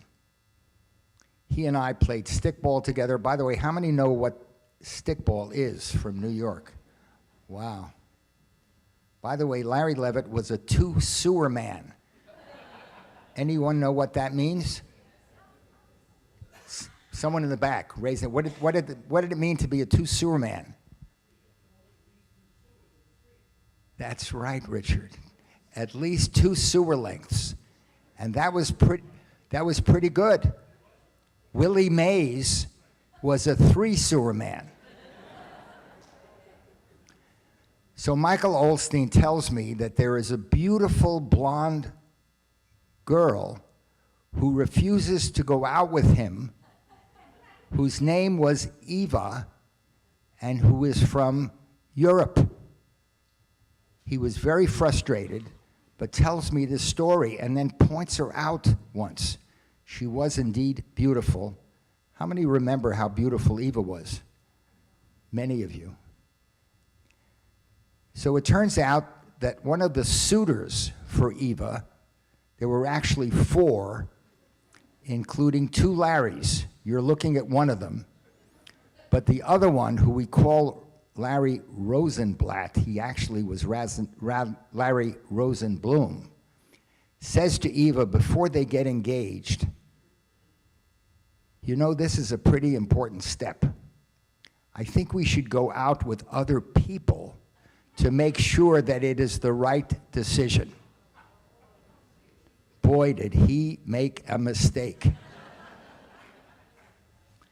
So because of that coincidence, I ask Eva out, and she says, okay. She later told me that she would have gone out with anybody. I took her to the movies. I think it was Flower Drum Song, and in the middle of the movie, Eva says, please take me home. Can you imagine? First date, my dream girl who agrees to go out with me tells me to take her home. She calls me the next day and says, you know, that was very impolite. I wasn't thinking about you, I was thinking about the other Larry. I said, okay, since you sound sorry for what you did, will you go out with me again? And she said, yes. The rest is history.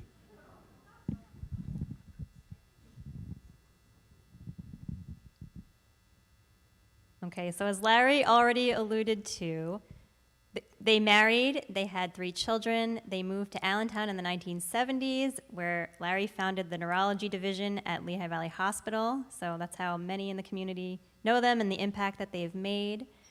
In the 1980s, the family actually decided to take a trip back to Czechoslovakia to go to Auschwitz, to go to Radvan, which we talked about, and to go to Bratislava to see the family that had saved Olga and Eva. So pictured here is Katka, who's Geza and Clara's daughter, who was born after the war, Clara, Larry and Eva at their home in Bratislava. And Larry, can you tell us what happened when you went to their house? It was a wonderful reunion. By the way, if I can interject, Katka, the daughter, I asked her, by the way, did your parents save any other Jewish people? Answer, yes. 17 other Jewish people were saved and are recognized, the Hoytashes are, in the Holocaust Museum as righteous Gentiles. So we spent time with them, thanking them again for what they did. But the little vignette, the saying that I will never forget as long as I'm upright, is I said, Geza, of course in Slovak, which my late father-in-law, Leopold Ritter, translated, why did you do it? You and the whole family would have been shot. He put his arm around me and he said, young man, I was young at the time, a good life comes from working hard and helping other people. Think about that. A good life comes from working hard and helping other people. Does it get better than that? I don't think so. That's what I will never forget from that visit. Okay, so then about 5 years later, you had the chance to repay what should have been an unpayable debt. Can you tell us about that?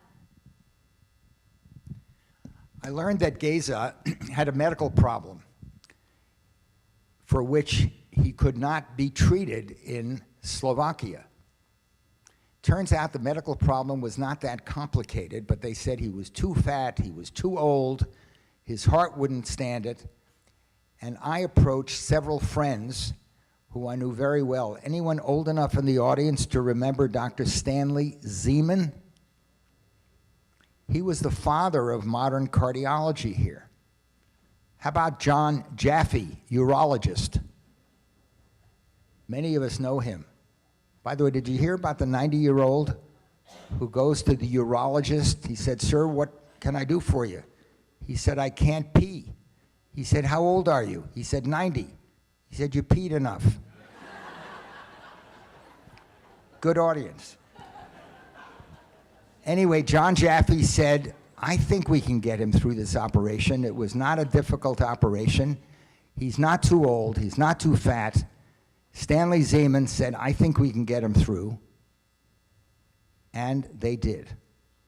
The hospital took care of him pro bono. The surgeons didn't charge him. Stan Zeman didn't charge him. They stayed in our house for 3 months. He went back to Slovakia and lived comfortably for 8 years. By the way, Eva submitted their names in a long application, and they were identified as righteous Gentiles, and they received a stipend for the rest of their lives of, as I recall, the equivalent of $200 a month, which is what their daughter, Katka, got for being a civil engineer. So for them, it made a big, big difference. But that's how we repaid a debt. By the way, what was their favorite activity in South Whitehall, Pennsylvania? They loved going to Giant and seeing fruits and vegetables all year around. That really is such an incredible story. Okay. Okay, so after Geza passed in 1997, Clara came back to the U.S. on the occasion of Muncie and her husband Joe's 50th wedding anniversary. I want to show you what happened there. Sharing our simcha is a lady by the name Clara Haitash.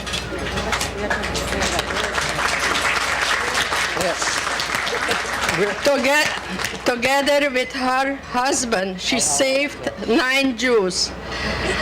There is a 3 in Yad Hashem in honoring them as righteous Gentiles. She's here today. Permit me to speak to her in Slovak.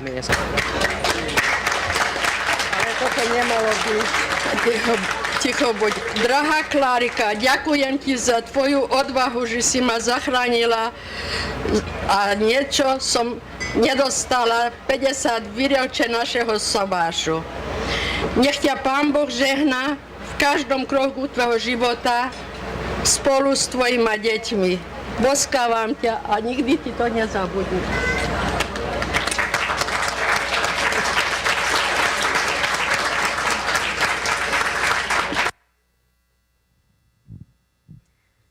Okay, so Larry, what is this evening all about? What does all of this really mean to you? Well, it actually means a lot, obviously, but I realized that we did not tell everyone here to whom is this book dedicated. And then I'll tell you what I think this evening means to all of us. So let me read you the dedication.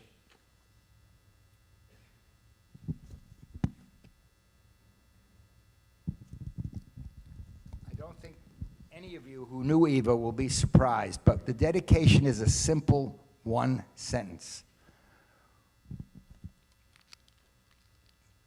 We dedicate this book to Eva, aka Evichka, who has inspired us to try to live our lives the way she lived hers. And I really think that that says it all about Eva and Evichka and her effect on hundreds and hundreds of people, many of whom are seated here.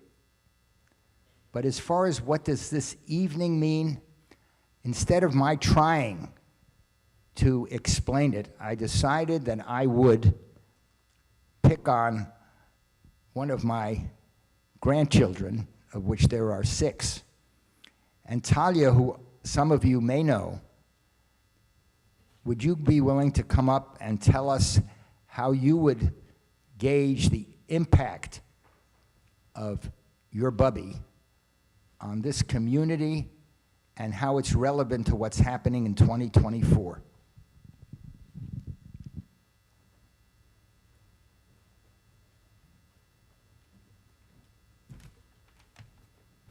Thank you, Sadie.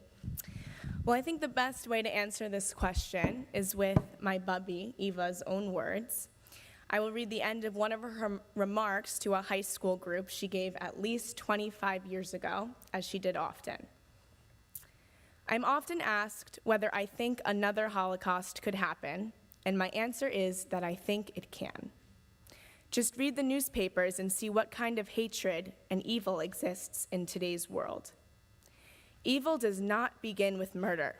No. It begins when good and decent people, like ourselves, who are too busy with their own lives, fail to speak out. I am among the last generation of survivors, and I will not be silenced. I will tell my story whenever I am asked. I ask you to be on guard against early signs of genocide. We must not remain indifferent. We must not look the other way when atrocities take place. We must be ready to speak out against such evil, no matter where it takes place and who the victims are. Her words are not only relevant as we remember the Holocaust, but particularly now, with the severe anti-Semitism we are witnessing around the world and on college campuses across the country. Let's take Eva Levitt's advice seriously and try to make a difference. Thank you.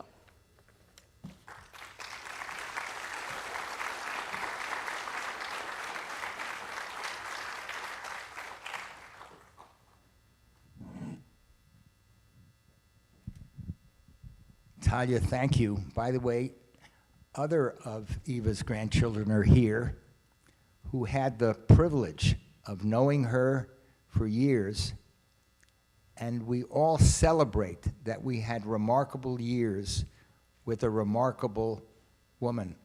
Sam, Jessica, am I correct?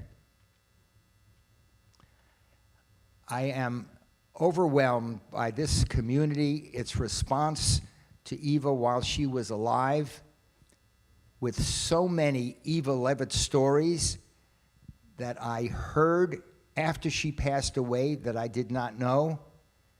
And I'm going to just tell you 2 that stand out in my mind.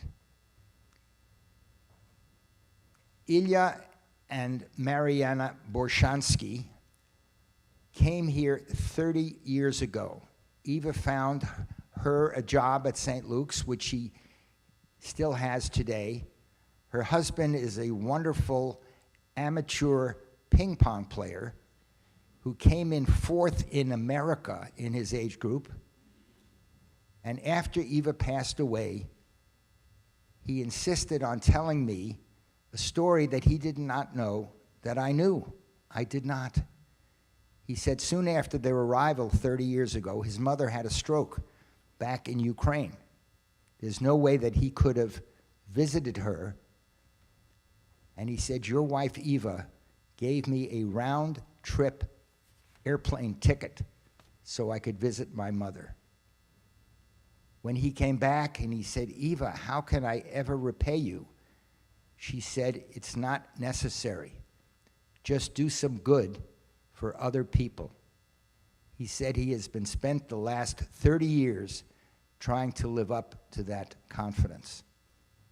That's story number 1. By the way, I could stay here tonight and tell you dozens and dozens, but let me tell you just one more. Some of you may recall that the story of the Hoitashes and Eva's survival was written up in Catholic Digest. Anyone here remember that? Just a few. Anyway, much of that is repeated in Evichka. I had reason to speak to the editor-in-chief of Catholic Digest about a minor issue, and when he answered my question, he said, "Before you hang up, I will never forget Eva Levitt." I said, "Why not?" He said, "Because my son in those years, that was 15 years ago, developed leukemia, for which he was admitted to Yale University Hospital. He had terrible chills and fever. And one day in the mail comes a package with an Afghan that Eva had knitted for him so that he'd be less symptomatic with his chills and fever. I will never forget it. My son went into remission. He has 2 children now, and we constantly talk about Eva." I did not know that story. I did not know the Ukrainian story. I wonder where she got the money, by the way, for that airplane ticket to Ukraine. Maybe in a mattress or who knows what. But anyway, those are 2 examples. I could give many, many others. And I may have told you that there are literally hundreds of notes that I got from people who felt that Eva had impacted their lives. I greatly appreciate your coming, and we all recognize and remember and celebrate that we were blessed with an Eva Levitt in this community. Thank you.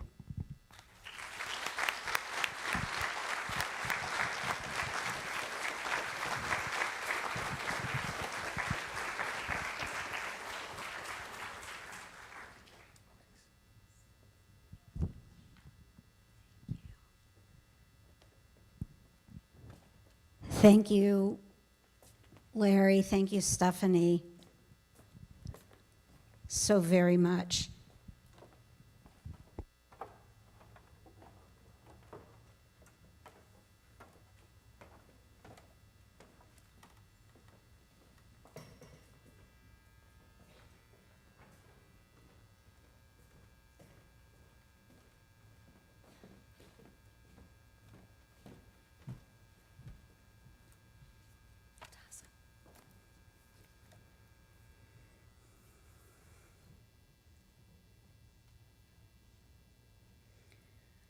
The human spirit is the light of God.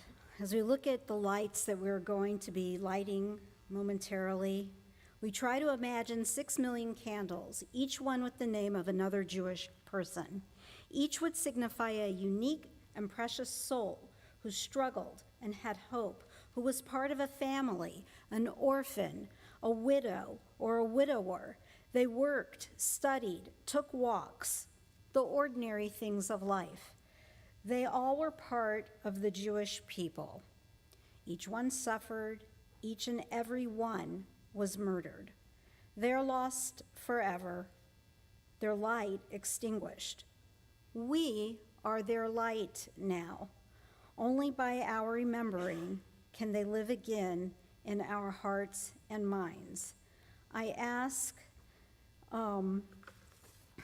that if you've been invited to light a candle tonight, so members of the Levitt family, Michelle Levy, Marcel Gandin, the Lowry family, the Eichenwald family, and in a moment we'll talk about the next generation. Please come forward.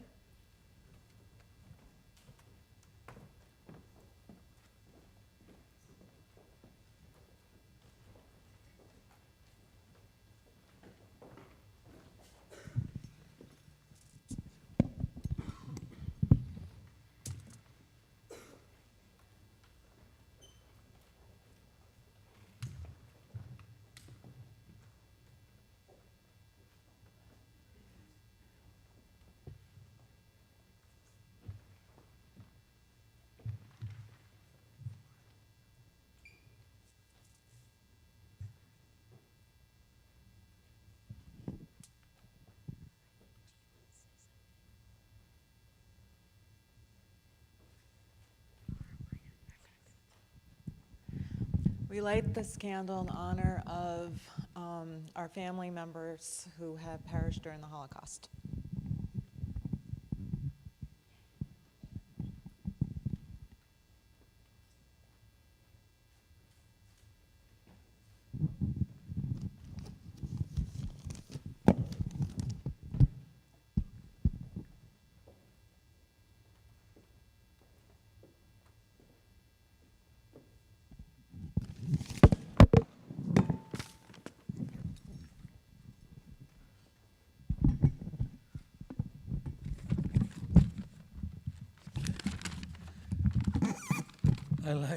I light this candle in the memory of the family members of my mother,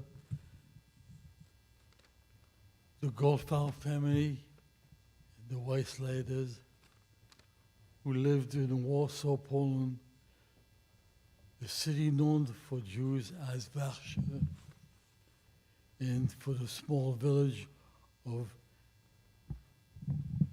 Zhalachov. I also light this candle for my father's family, who were gathered all over France. All in all, it's over 200 people. They were all brutally murdered in the Shoah.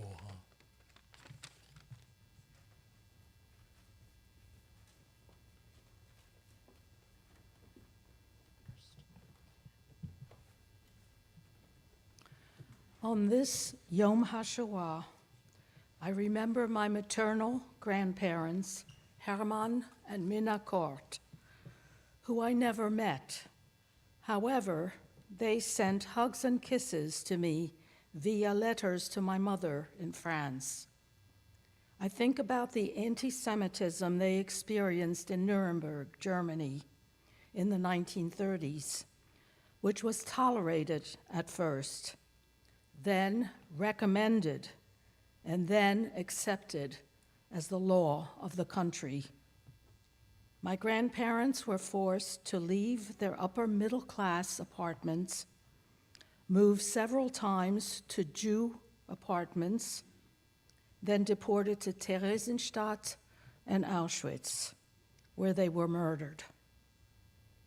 As I light this candle, I send them hugs and kisses to somewhere over the rainbow in some other sphere, and I hope they feel my love. I light this candle in their memory and the 6 million souls who perished in the Shoah.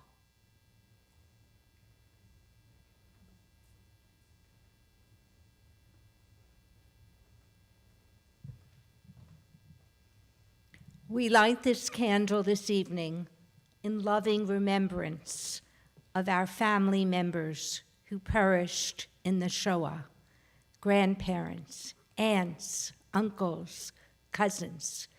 Tonight, I especially remember my 3-year-old cousin, Lydia Jagendorf, who perished.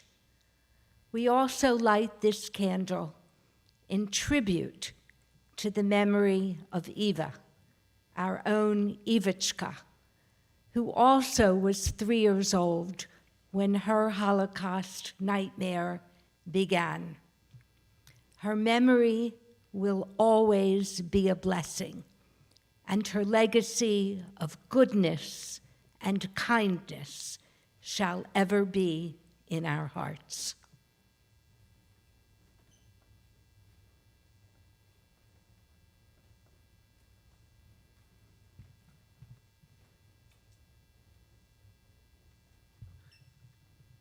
We light this candle in honor of my great maternal grandparents and all the children who perished in the Holocaust.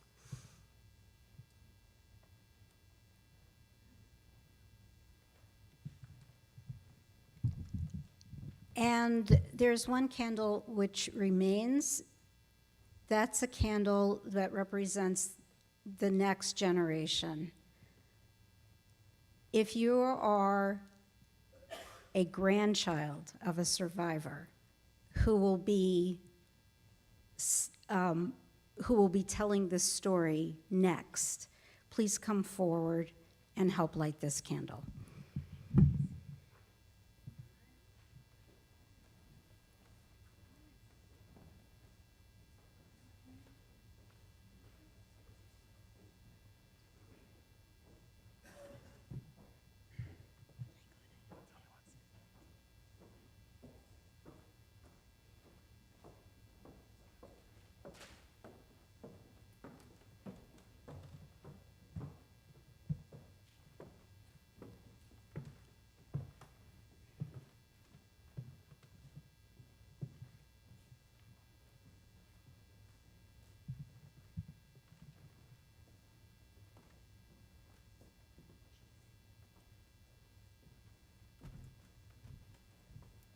Jordan.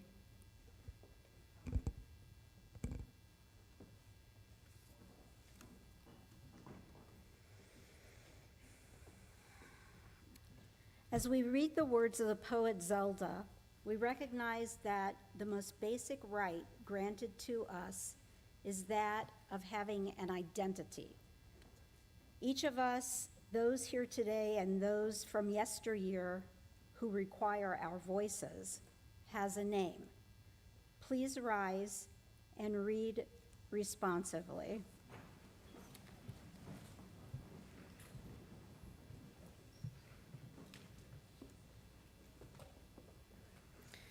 Each of us has a name given by God and given by our parents.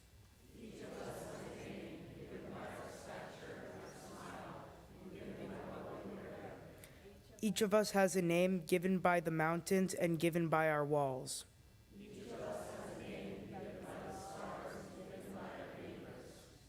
Each of us has a name given by our sins and given by our longing.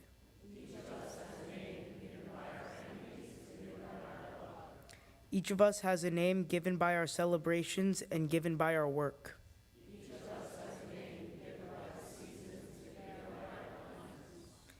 Each of us has a name given by the sea and given by our death. We remain standing as we observe a moment of silence.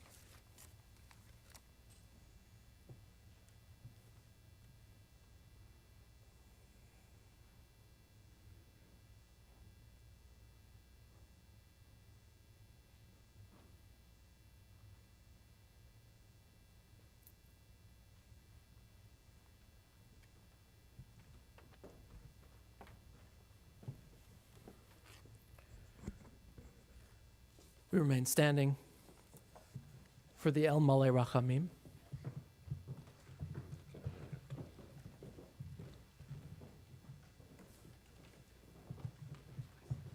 As the Torah is lifted.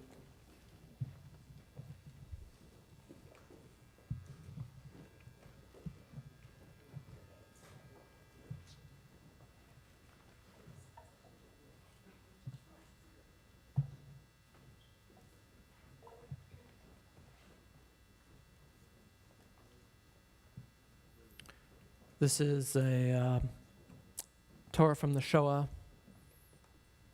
from Knesset Israel, from KI.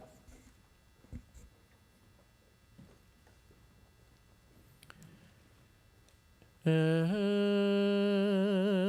Maleh Rachamim Shochen B'meromim Hamtzei Menucha Nechona Tachat Kanefei HaShechina B'malot Kedoshim Utorim Kezohar Harakia Mazirim Lenishmot Kol Acheinu B'nei Yisrael Shnitbechu B'Shoah Anashim Nashim V'Taf שנחנקו ושנשרפו ושנהרגו, שמסרו את נפשם על קידוש השם. בגן עדן תהא מנוחתם. אנא בעל הרחמים,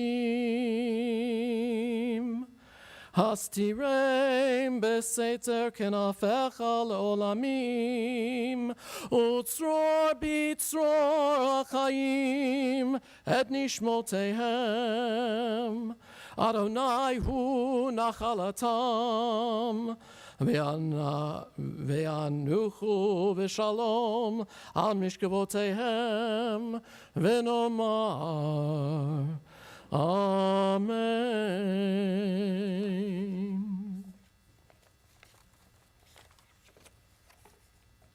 El Malei Rachamim, exalted, compassionate God, full of mercy, who dwells on high.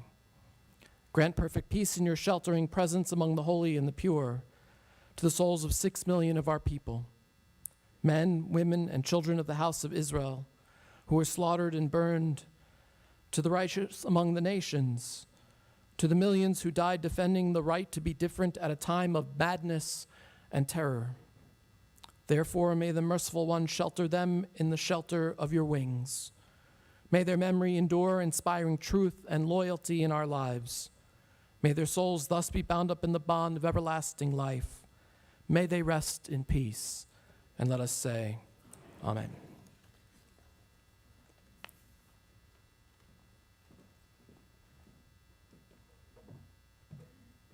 You may be seated.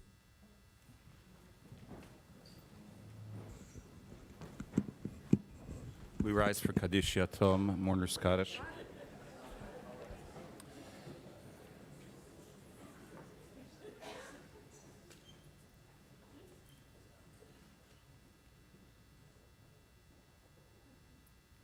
יתגדל ויתקדש שמי רבה, בעלמא דברה חירותי וימליך מלכותי, בחייכון וביומכון ובחיי דכל בית ישראל, בגלה בזמן קריב ואמרו אמן. יהי שמי רבה מבורך לעולם אומר מיה, יתברך וישתבח ויתפאר ויתרומם ויתנשא, ויתהדר ויתעלה ויתהלל, שמי דקודשה בריחו. לעילה מן כל ברכתה ושירתה, תושבחתה ונחמתה, נמירן בעלמה ואמרו אמן. יהי שלום רבה מן שמיה, וחיים עלינו ועל כל ישראל ואמרו אמן. עושה שלום עמך, הוא יעשה שלום עלינו ועל כל ישראל ואמרו אמן.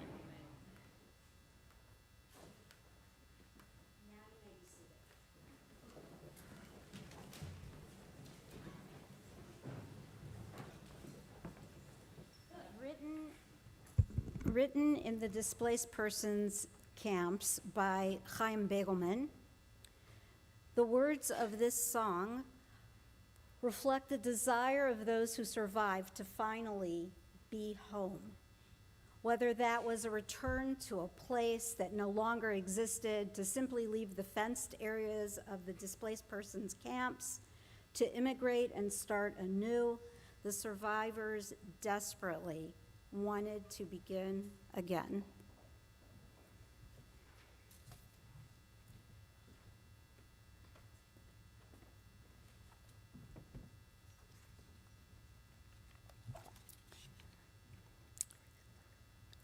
The song you're going to hear was written in Yiddish, and it was, of course, not just human beings. It was a whole culture that the Nazis and their friends and helpers tried to destroy.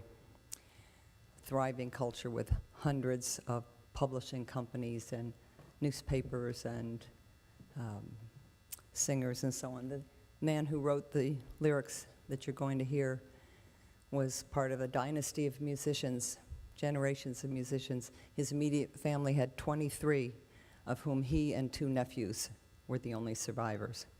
He was from Lodz, it's not terribly far from Warsaw. Some of you know that Yiddish has 3 or 4 dialects. And I'm going to let you guys choose how I will read this poem. The song was written in, he was from Lodz, so it's Polish Yiddish. But my parents spoke Lithuanian Yiddish. And then, of course, there are the Hasidim and the Hungarian, the Ungarisch. But if you grew up hearing any Yiddish and you heard, for pretty girl, Shana Madel, that's Lithuanian. If you heard Shina Meidel, that's the Polish Yiddish. So let's, by a show of hands, how many of you want to hear Lithuanian Yiddish, Shana Madel Yiddish? All right, how many want to hear Polish Yiddish, Shina Meidel? Oh, the Lithuanians win. This is cool. All right, that's cool. All right. And my printer wasn't working today, so I've got to read off this little tiny thing here. Okay. Es bengt sich noch heim. Wo gefindt man sie auf der Welt? Es bengt sich noch heim. Jeder Weg ist vor uns verstellt. Es ist gewesen schlecht, auf gut hat sich doch gebeit. Jetzt darf man leben, weil es ist die Zeit. A schlechter Cholm ist das bestimmt gewesen. Jederzeit erst jetzt, was es ist geschehen. Das Beste ist weg.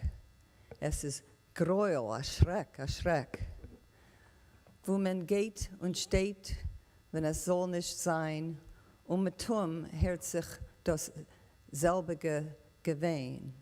Jeder einer fühlt den tiefen Schmerz, was ich, weil es bengt sich noch heim. A warme Heim wie amol. Es bengt sich noch heim, unser Avle muss werden bezahlt. Hoffen darf man doch, es kann nicht anders sein. Demmelt kann das Leben erst sein schön mit Gein und glücklich sein.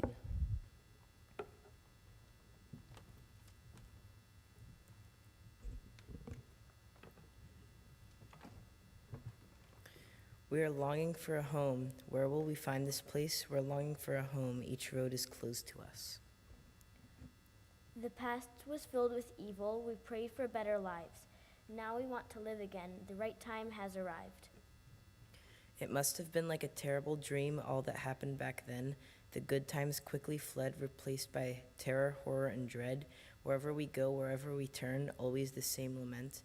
Everyone I meet shares the same pain as I. We're longing for a home, inviting as before. We're longing for a home. It is our only cure. We continue hoping we can't do otherwise. The beauty, charm, and promise will come back to our lives.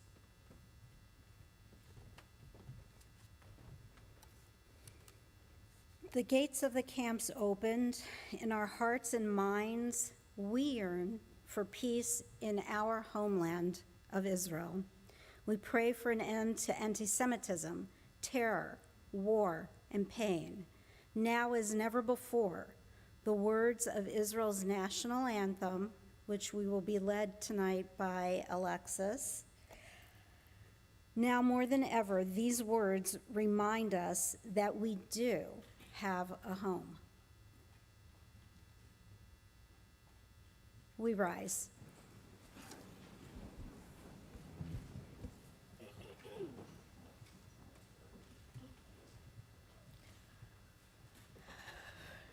Kol od balevav benima nefesh Yahudi thomia ulfate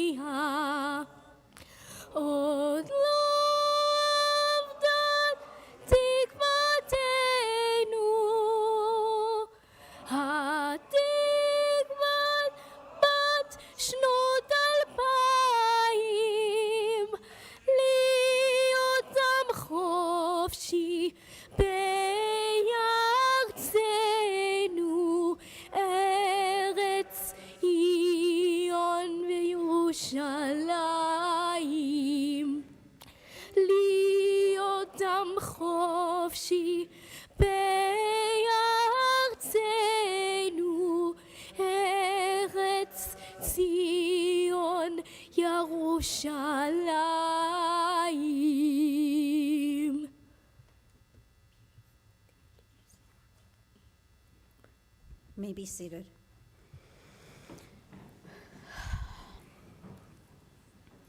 Thanks to all of you who came this evening, to all our participants tonight, to Larry, to Stephanie, in Eva's name, and to our clergy, to our readers, to our teens who read names so lovingly, to our candlelighters. In the weekday Torah service we read, our brothers and sisters, the whole house of Israel, those who are in distress and captivity, who wander over sea and over land, may God have mercy on them and bring them from distress to comfort. Ma'afela le'ora, from darkness to light, from slavery to redemption. Now, swiftly and soon, these words, from darkness to light, underscore the tragedy of the Shoah, but acknowledge that Jewish life has moved forward and thrives. These words, however, do not take into account that we have moved backward with those who seek to defame us, with those who use actions of terrorism to yell words of anti-Semitism while denying that they are doing so. But we will not stand silently by. This Yom HaShoah, may we all use our voices and our words to counter the darkness, to bask in the light of freedom, to bring those in distress to comfort, and may we forever use the memories of this dark period of the Shoah to strive for a future of peace and kindness in this world. Zchor, remember, gedenk. Thank you